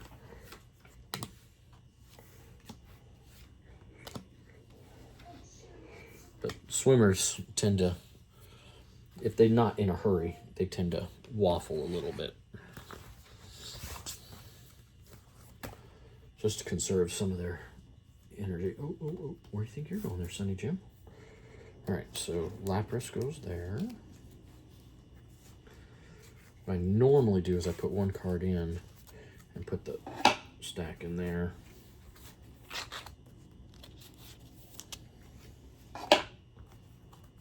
Put you up underneath. Okay, 19, 20, 21, 22.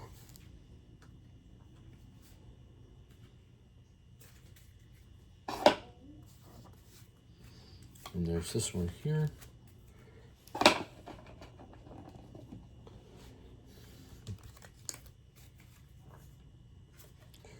324, 27.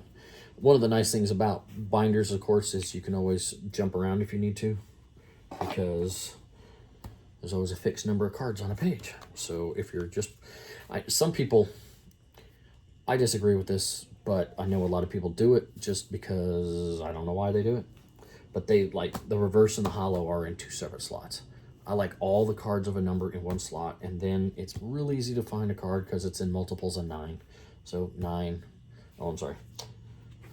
9, 18, 27, 36, 45, 54, 63, 72, 81, 90, 99, 108, 120, etc., etc., etc., right? Not 120. What would that one be? That'd be 117.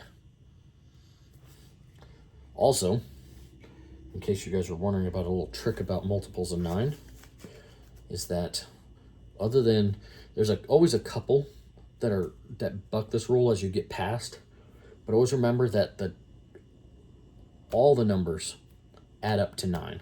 So when you get into the hundreds, it's not like, you're like, oh, it's 17. No, it's 117 equals 9. So that's how you know it's a multiple of 9. 126, right? 135. These are all multiples of 9 because the digits all add up to 9. Now, like 180 adds up to 9, but 189 does not, and 198 does not, but 207, which is the next one, does. So like 100, like 180, there's one number that, 2 numbers that don't fit the pattern, and that's just because they're just outside of that realm. But for the most part, you can depend on that little nomenclature for determining what number you're looking for in a binder.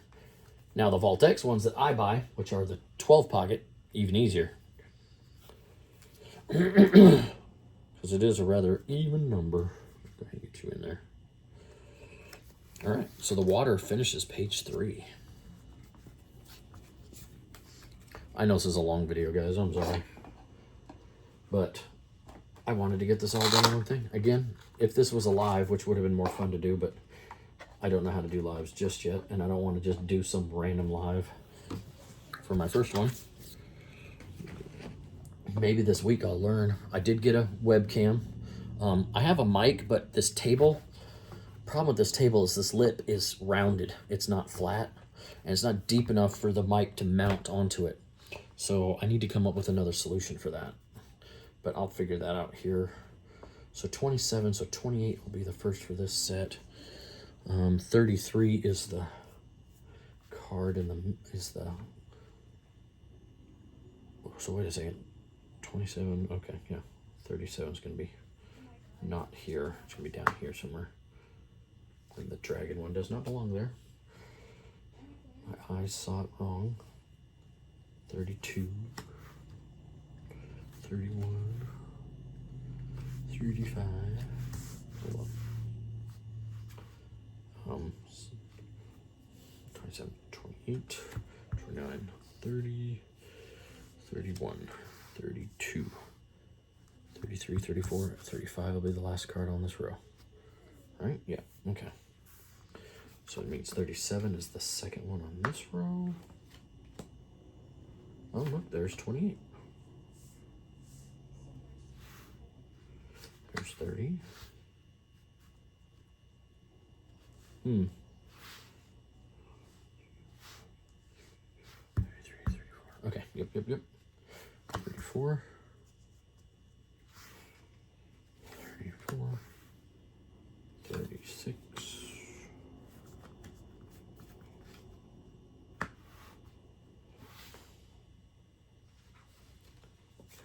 29. 32. I like the buzz.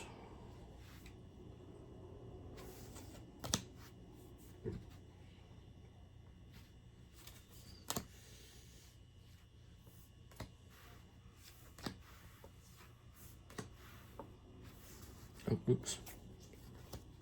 That's why I was like, why am I not finding this card? All right, all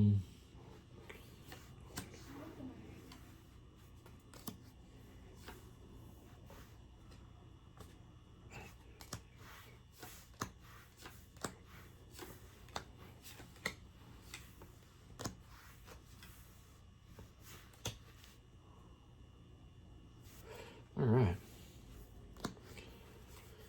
And I suppose you guys can fast forward through this if you want. I mean, you don't have to. Or you can just stop watching if you don't want to watch this. But I've thought it would be interesting for y'all to see this, although I don't talk as much when I'm focusing on stuff like this, so I apologize for that. But this is kind of nice. I need to learn how to get, I noticed in Streamlabs, everybody's got the little phrases and things, and I'll have to figure out mods and everything if I ever get more than few people. I have to learn how to pay attention to chat.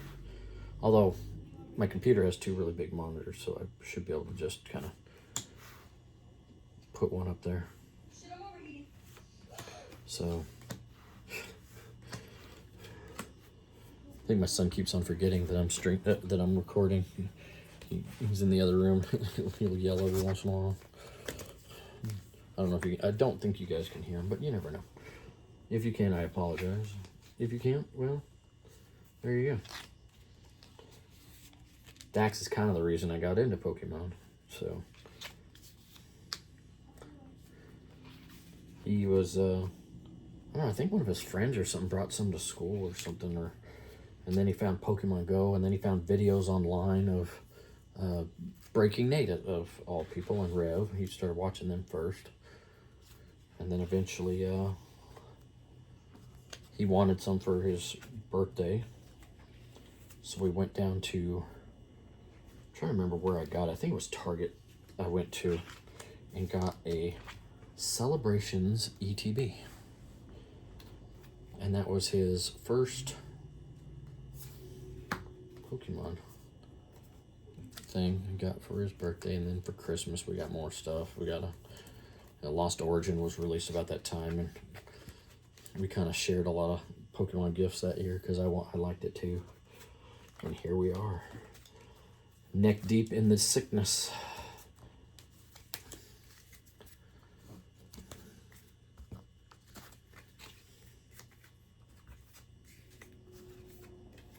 And see, so, and this is how I set it up so that the cards always fall forward. All you have to do is just take your ETB box, your lid, put it down in at an angle. It won't allow it to go any further forward, won't allow it to fall back. Your cards have gravity pulling them forward, which is always nice because they tend to want to do their own thing for some reason. But other than that, it's quite simple as a dimple. All right, so 37, 47, okay. Set you aside again.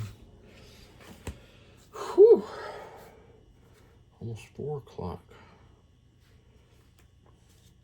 I got like 3 or 4 videos to post that I've recorded in the past couple days, and I just haven't taken the time to push them. Let's see what number we on. 37, so 38. This is 47. It's 45. 41.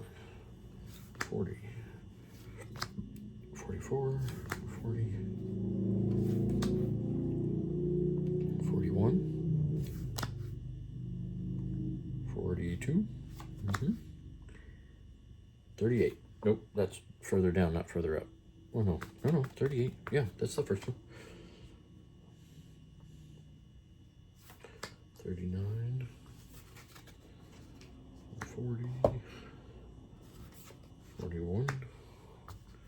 42. 43, 44, 45. So, Dash Bond is the last on that page, and then, of course, 46, 47, 44,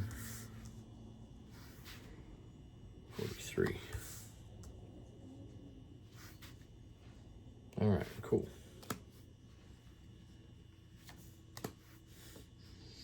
So if you guys are watching this in a timely manner, keep your thoughts and your prayers for Gasly and Kenny, Gaston. They are packing up and leaving for Maryland today. Last time I talked to them, they were a little behind schedule.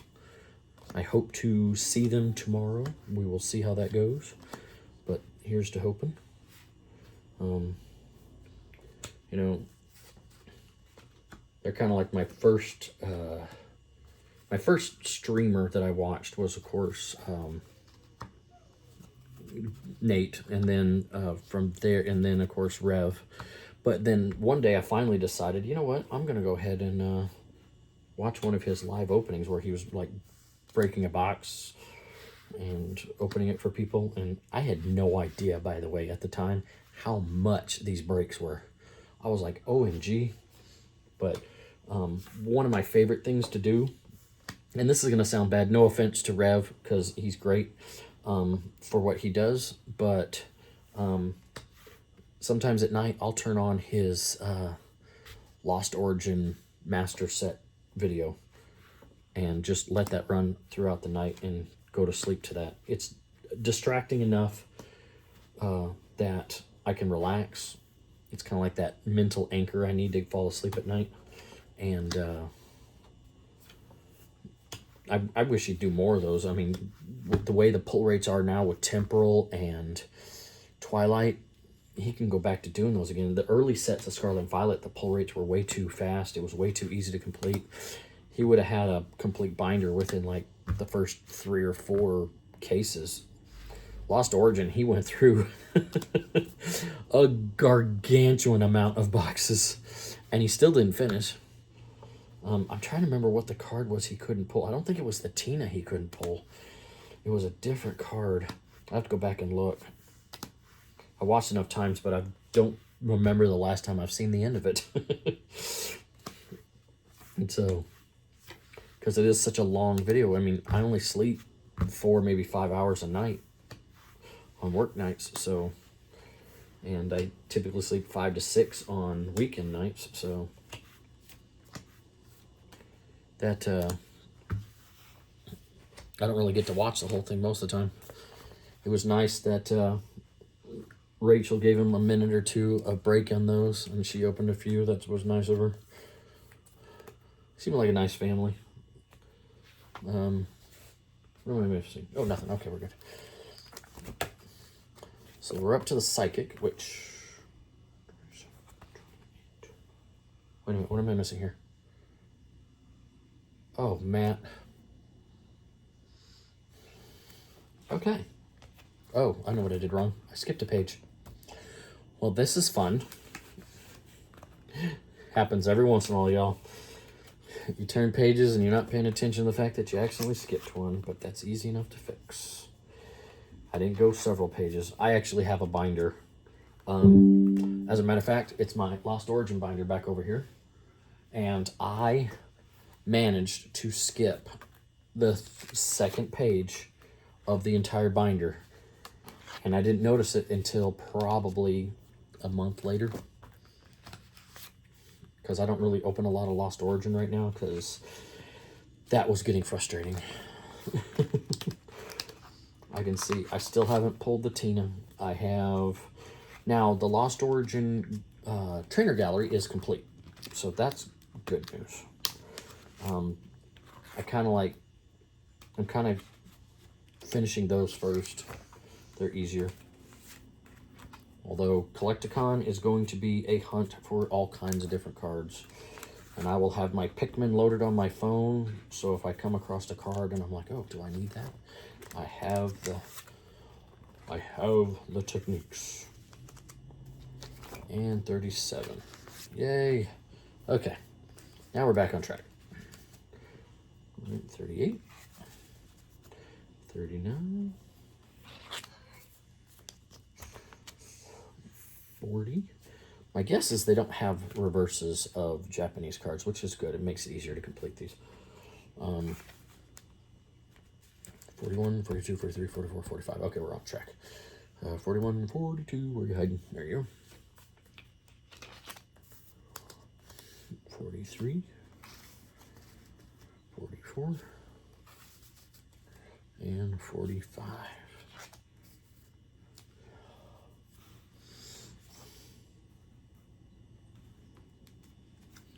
And then, make sure I didn't skip a page again. Okay, there we go. 46 and 47. All right, it's going pretty quick. Looks like this video will probably be a little bit over 2 hours. But that's okay. Just think of it as a live, but that you can't, like, we can't talk to each other through.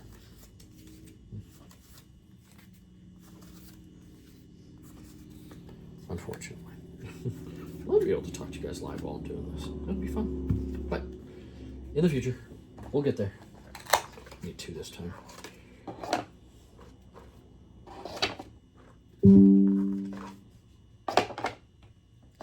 Let's see here. Oh, look at that.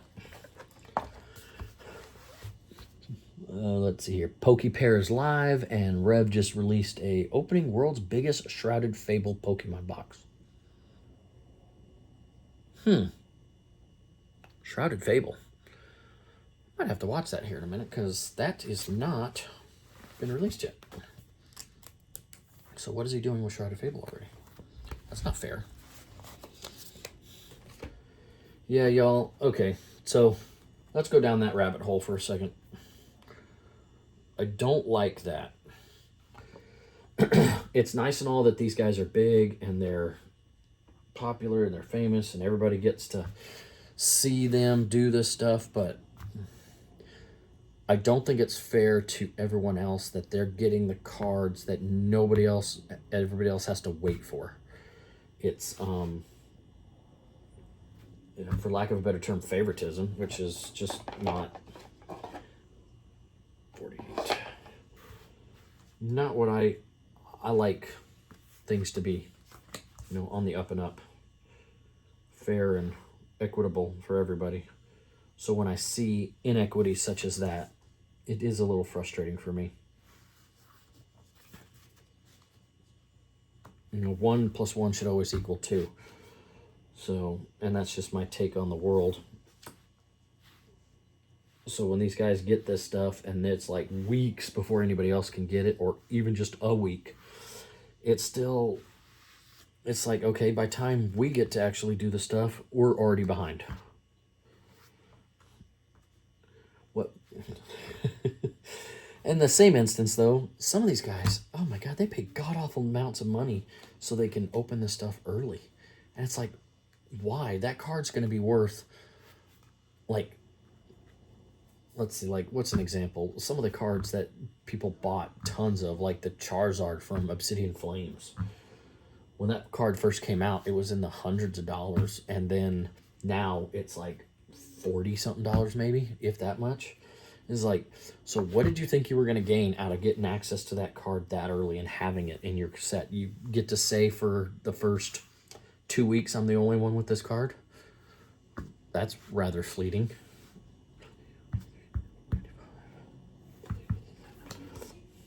So what's the purpose of doing that? Hey. Oh, look at that. Do you notice the waterfall in the background? Is that the same waterfall in the background where he's perched on the vine, meditating? Is he chasing the bird? Is this after the fact? Yeah, you just don't know. But, yeah. There are certain aspects of this hobby that are frustrating and bewildering at best. So that's my 2 cents on that. Take it or leave it.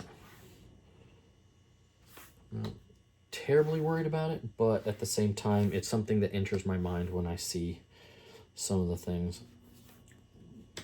It's like, I try to support my friends, but, you know, Pokemon as a company apparently has decided to play favorites as well. So, you know, all these people who are trying to at least partially make a living, or at least have like a nice little side gig of their hobby, struggle because Pokemon decides who and who doesn't get distributorships, and who doesn't get to pay what for the stuff on the backside. So a lot of these people who just, it's their hobby, but they also want to, like, it's kind of like people that sell makeup for a living, like the Mary Kay people. You know, you kind of got to be high up on the ladder to make any money in that. And it's frustrating to watch some of these people struggle who shouldn't have to. They can share these distributorships with some of these people. I mean, they're not going to eat up all the inventory buying 500 cases for, you know, that would shoot themselves in the foot. But allow them to buy like 10 cases at wholesale or whatever it is. Don't be so stingy about it. I mean, I know they don't want to just open the floodgates, and I don't know a better way yet to, you know, kind of mitigate those floodgates, but at the same time, you don't want to just stranglehold all your, and I guess that's kind of like the fault of some of the ones that do have distributorships. I mean, why can't we do like an IGA? Those of you who don't know what IGA is, it's Independent Grocers Association. And so people, just families who want to open up a grocery store can join IGA. Of course, you know, you have to put IGA on your building. That's one of the side things about it. But then they allow you to open up a grocery store, and you get those prices that a larger chain gets because they are a group, and so they can buy inventory in mass, so they can get those. And I don't see why a bunch of all the rip and shippers can't get together and form some sort of conglomerate like that allows you guys all to share in the pricing, so that those of us who like particular rip and shippers or streamers can buy from them. They don't always have to go to these larger rip and shippers to get their stuff. I mean, and I'm now, you know, saying that, I can see why some of the larger ones wouldn't want to let go of that market share that they're currently holding. But at the same time, I wish there was a way that, you know, some of these smaller ones could get a leg up, and so they can thrive instead of struggling constantly. Because, you know, they're not going to sell anything if they have to sell it with a marginal amount of profit. Most of the rip and shippers that I've heard or seen, they can buy the what they can, they sell it, and they only make just enough money to be able to put it back into their giveaways and their the product for the next go round. They're not really, there's not a thrive there. It's just a survive mode constantly with them. And so if anything ever goes, I mean, I take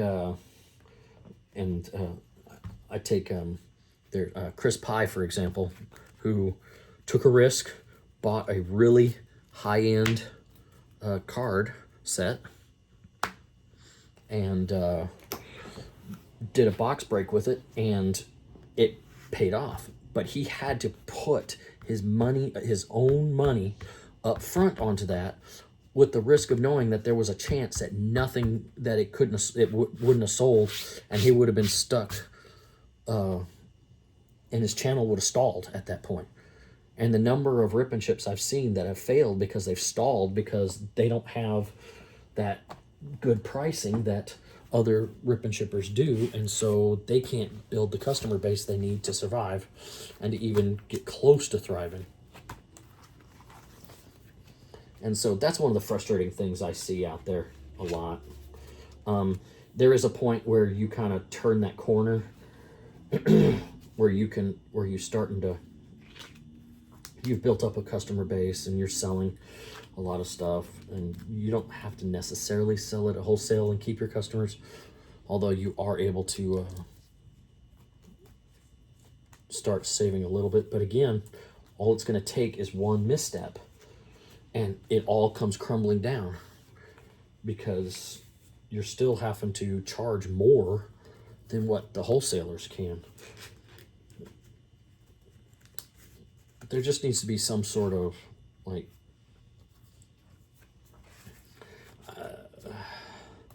some way to make it more equitable for everybody, so that, you know, people can, because I bet that some of these, once they were able to do that, then, you know, I think the business will actually grow, because more people will be getting into it because they can afford to. Now, you don't want to turn Pokemon into a pyramid scheme by no means. That would be bad. But I don't know. It just like everything else, there's a double-edged sword to everything where you want to make things more equitable for everybody, because there's always the chance that that could destroy the business altogether. Because people will, because there's people involved, will abuse it.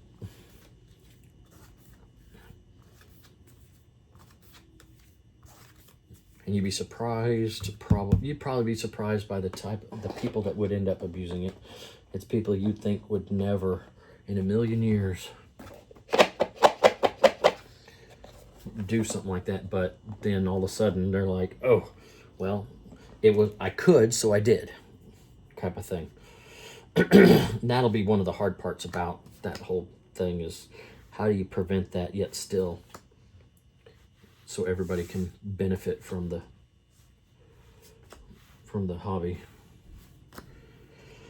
I don't have all the answers to that. Hey, Boo. Hi. You say hi to everybody? So this is a new set that just came out last week, called Stellar Miracle. That just doesn't roll off the tongue very smooth, does it? Yeah. I bet in Japanese it comes off really smooth, however it's pronounced. But I never wonder what the direct translation from whatever they call it is. Because not everything translates smoothly from Japanese to English. So is that the actual translation of the set, or is that just their interpretation of the translation? Again, I don't know.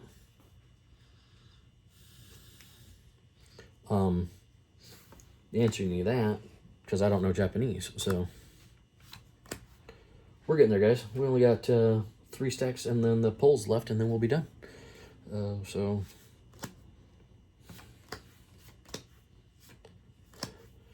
I have a tendency to be very opinionative about things. This is probably, Pokemon's probably not any different than anything else as far as I'm concerned. And, you know, everybody has their right to their opinion, I guess. I have my right to yours. You have your right to yours. I just decided to, you know, I'll voice it when I'm here because this is the only place I can that people care about this particular type of thing. Yeah. I mean, I have my... That's a very small subset. Sheesh. Dark, only 6 cards. Interesting. Of course, I'm pretty sure this is only half of what's going to make up the English set, because they very rarely the actual full sets. So 63. Okay, very good. My guess is that... Ooh, where do you think you're going there, Sonny Jim? 62. Ooh, the big bear.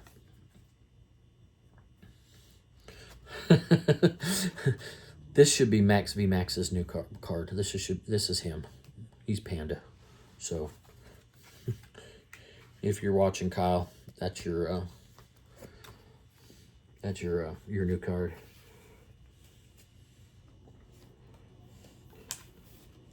I know you're not a...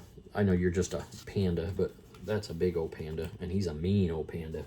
You're not mean, but I still think that's cool because he's tall like you are.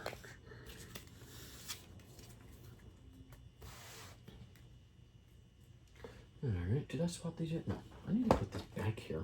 You up here. All right. And then another one. And then we're on to steel. This should be quick. Oh, okay. Close you up. These next few parts are really thin. Although I have a feeling the trainer set is a little robust. What was the last card from that last set? Is 66. So we're working on 67. And this one is, what do we got here? We got 74 and 88. So 74 is going to be part of this. Because there's 73, 74. 69. What was the last card again? 66. 67, 68, 69. 70, 71, 72, 73, and 70. Whoop, whoop, whoop, whoop, whoop. 74. There we go. Okay. 71.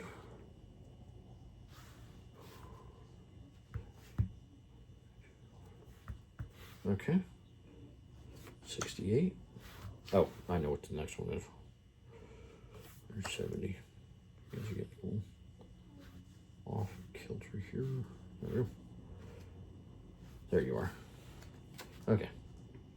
67, 68, 69, 70, 71, 72, 73, 74. All right. 72. Huh. Interesting. Okay.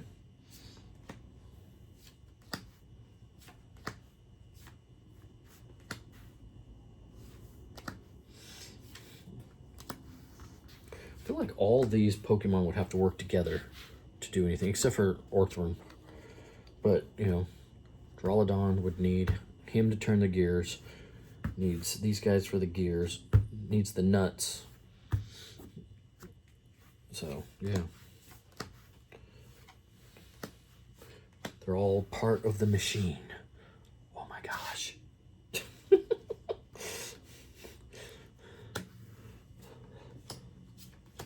Keep the gears a-turning.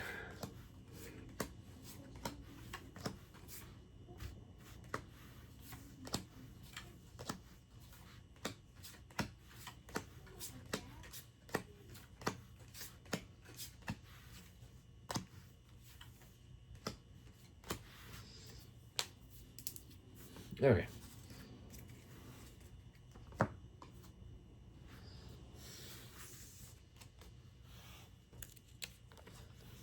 This is working out good, guys. This is going to be a nice binder set, I think. Got 2 hollows in this particular set, but none in the dark. So mean. This is one of the larger metal sets I've seen in a Japanese set. So.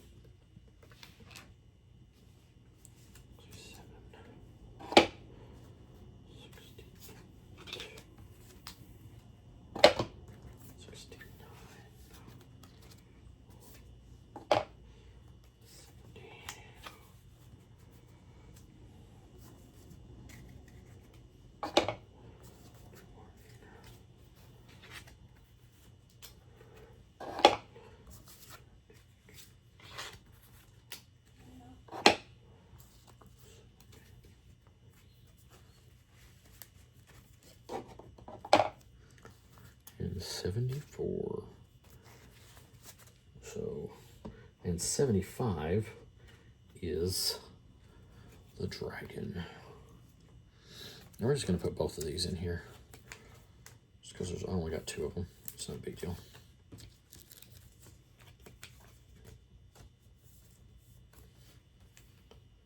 You know, I like to open the Japanese, but I don't have the resources to complete them, which is sad. I really like to. All right. The nothing energies.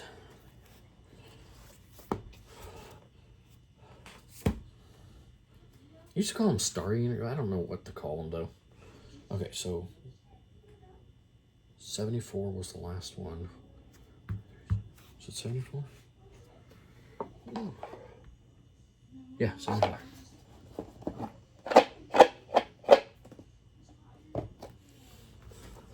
75, 76, 77.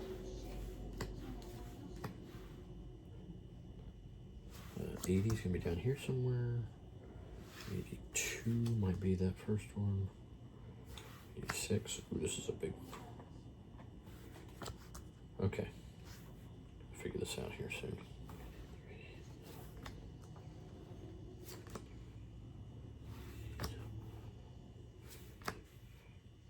Woohoo. 88. 76. There you are.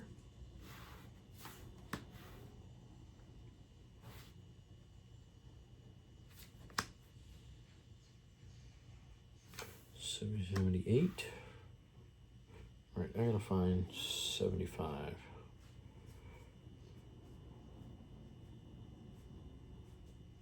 Is there a 75? Hello? Anybody? Oh! The dragon is 75. That's right. 76 is the first card. Okay. 76. 77. 78. 79. 80. 81. 82. 83. Yep. 84. Oh, there you are. 85. 86. 87.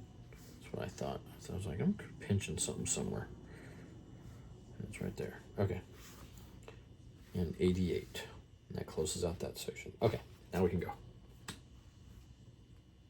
There's the... Okay. This kills me. 2 kitties. You got skinny kitty and fat kitty. One right after the other. I get a kick out of that. It's like, so he evolves. You got little itty bitty skinny kitty that evolves into a fat lazy kitty. What's that all about? Oh, flabbergasts me. I think some of these Pokemon are like based on these people's lives. Like these artists. They're just like, you know, I had a cat one day and he was a skinny cat, and then one day I just noticed he turned fat. And he was older. Or guy got a bird. His bird grew up, became a bigger bird. And then later on he became a bigger bird.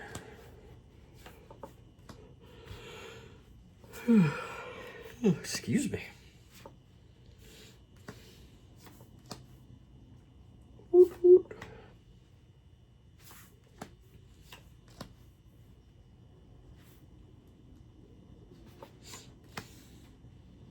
Get done with this.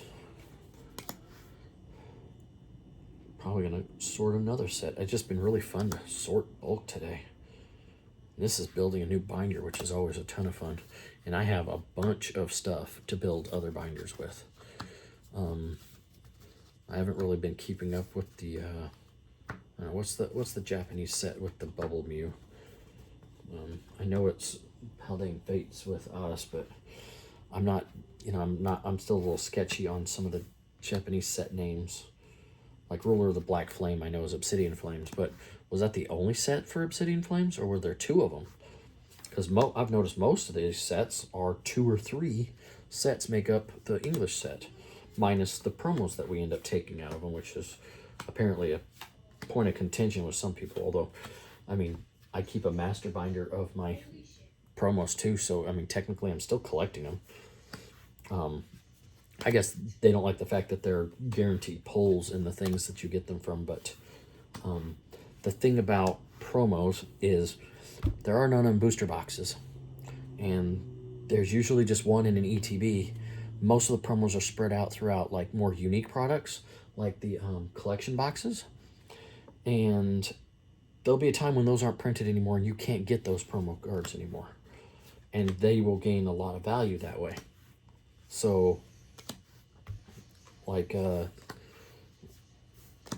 mean, shoot, you think about it, the Sword and Shield, we got the Fuecoco, the Sprigatito, and the Quaxley collection boxes as kind of like our preview for Scarlet Violet. It still had a bunch of Sword and Shield packs in it, but they had those first 3 promo cards for the Scarlet Violet set promos.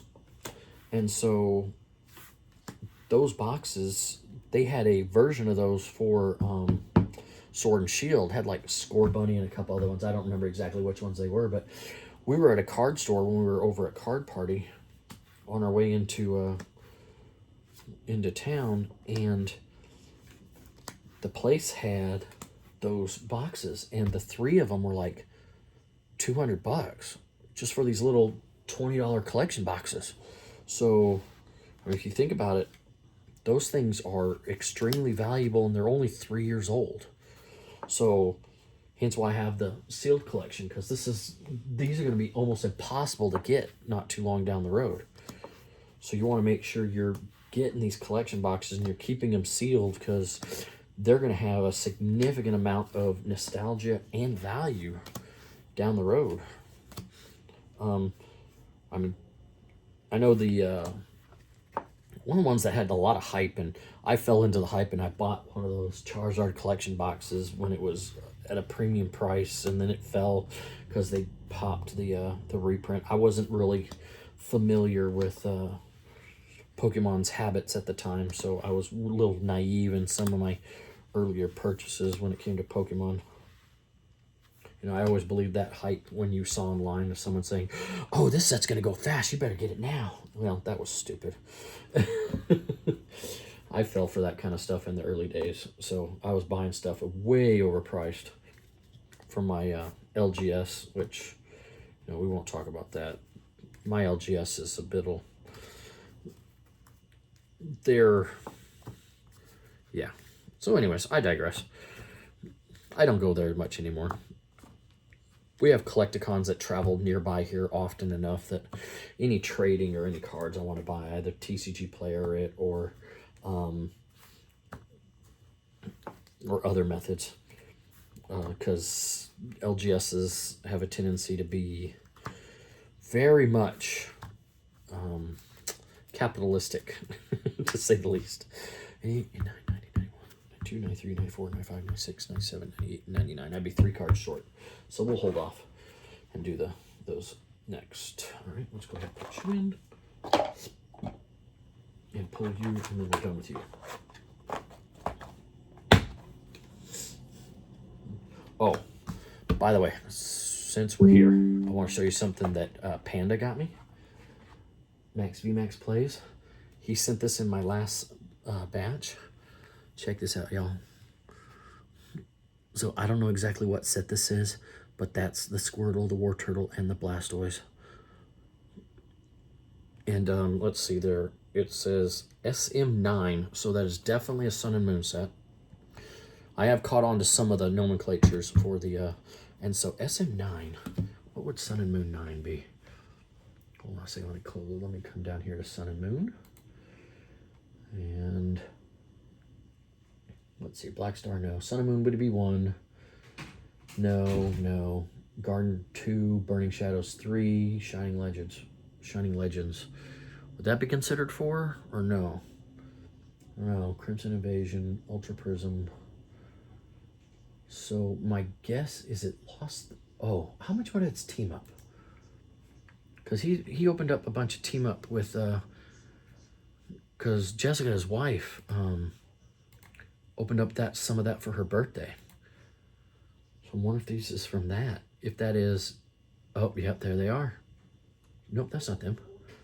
Nope, different ones. Although I do have that Blastoise. So that's not the set. Oh, what am I thinking? Of course it wouldn't be. Oh, it is this set. Yep. Okay, so it's from Team Up. So whatever the Japanese version of Team Up was. So, that's right. So, yep, there they are. So the Squirtle number 22, the War Turtle number 24, and the Blastoise number 25 from for the English set, that is, at least. Interesting. Which I have the normal of that Blastoise. So shout out to Panda on that one. That was great. All right. All right, let's get these in the binder so we can move on to the last set of the set. And then we'll be done once we get the... All right, so this was 75, 76. Rut-row. 77. I need a... one of the disadvantages of this setup I got is the desk is a little shallow. I do have a monitor stand now that mounts like 2 monitors to 1. I just have to tear down my setup a little bit and put those in. I'll do that here soon. I was going to do it this weekend. I may wait until I get back from Collecticon next weekend to do it. Because I'll have a total of 5 days off of work, y'all. That's going to be great. And I only work 2 more days, and then I have another 3 days off. So I'll have a little bit of time to relax, get a little bit of work done around the house, the apartment. 3, okay, 84, 85, 86,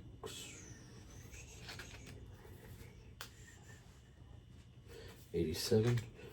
As far as I can tell, I've got one thing missing.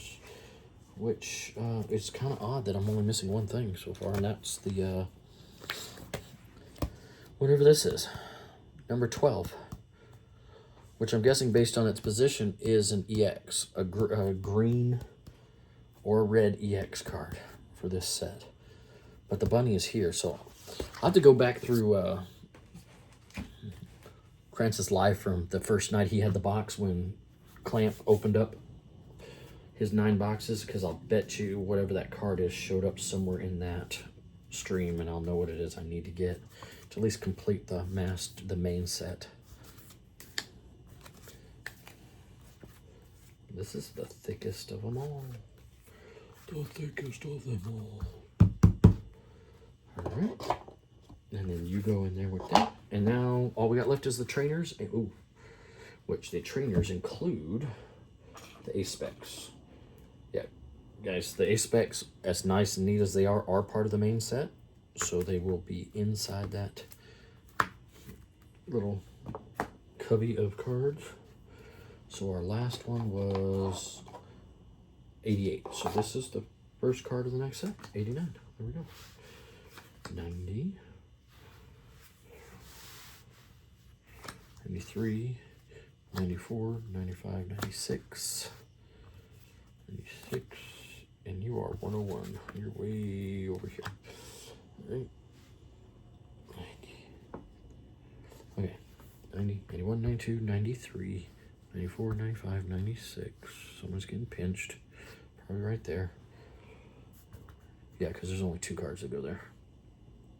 And then those guys there. Okay. 97, 98, 99, 100, 101.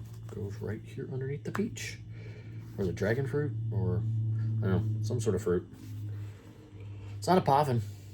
Poffin's bread, not a fruit. 98, you go right there. 102, you go right there. And that's the last card of the set right there is this crystal garden or crystalline. Look, it's Superman's home. So, weird fruit. Oh, good Lord. What's with the fruit?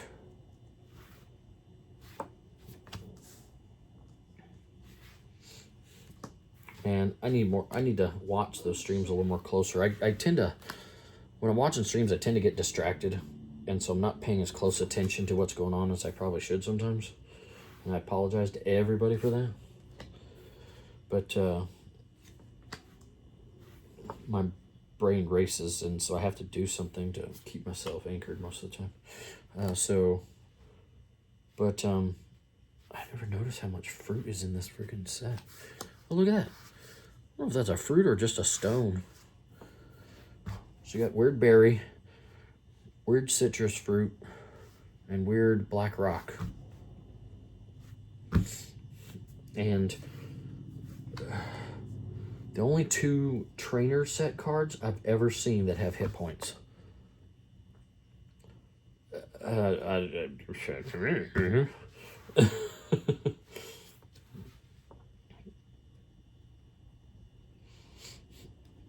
So, I'm really interested to see the English cards now, and I hope they get leaked soon, because I'd like to read what these are and what they do and why they have hit points.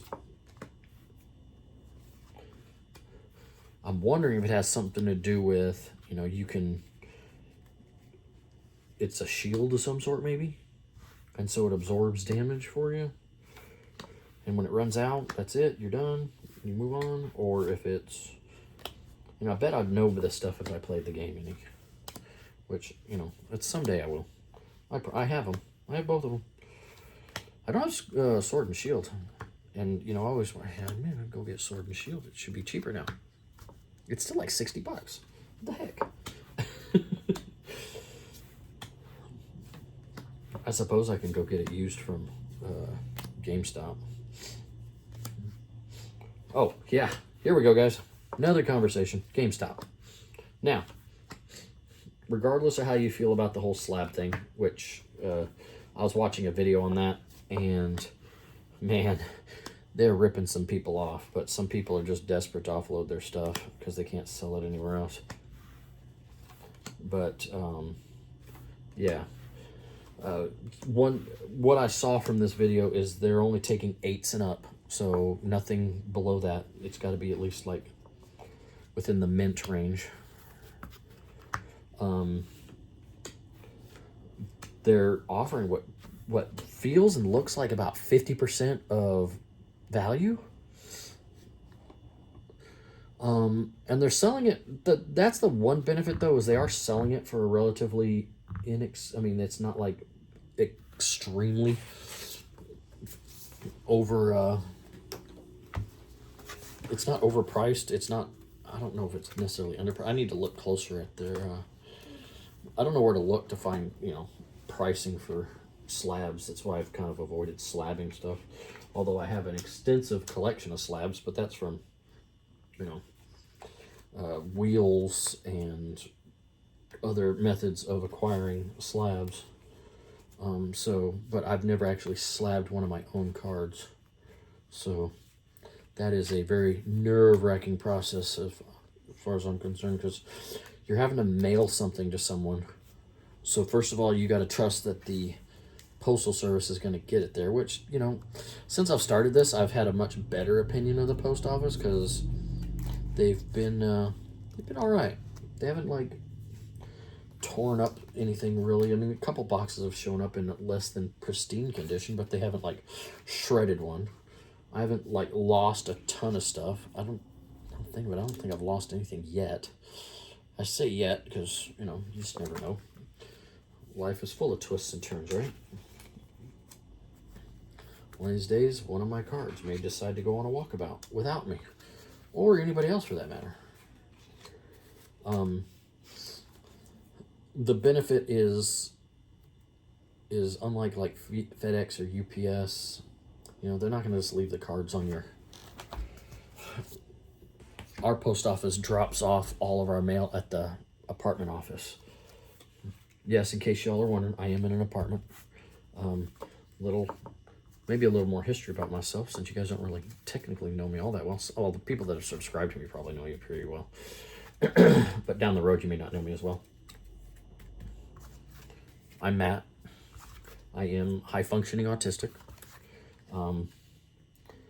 I have pretty much, I wouldn't say I've mastered all my quirks, but I hide them pretty well now. Better than I used to. As a kid, was not diagnosed, so I kind of was raised as a trouble child, always getting into trouble, causing trouble, etc. See, I did my time in the military, in the Air Force. You know, got to see the world more than I probably ever wanted to see, but I got to see it anyways. Which I guess is, in the long term, was nice to see some of the spots that I got to see that probably never would have if I went right off into college. But I got out of the Air Force after a short period of time and went on to get my degree in electrical engineering, which is what I've done ever since. I lived in California for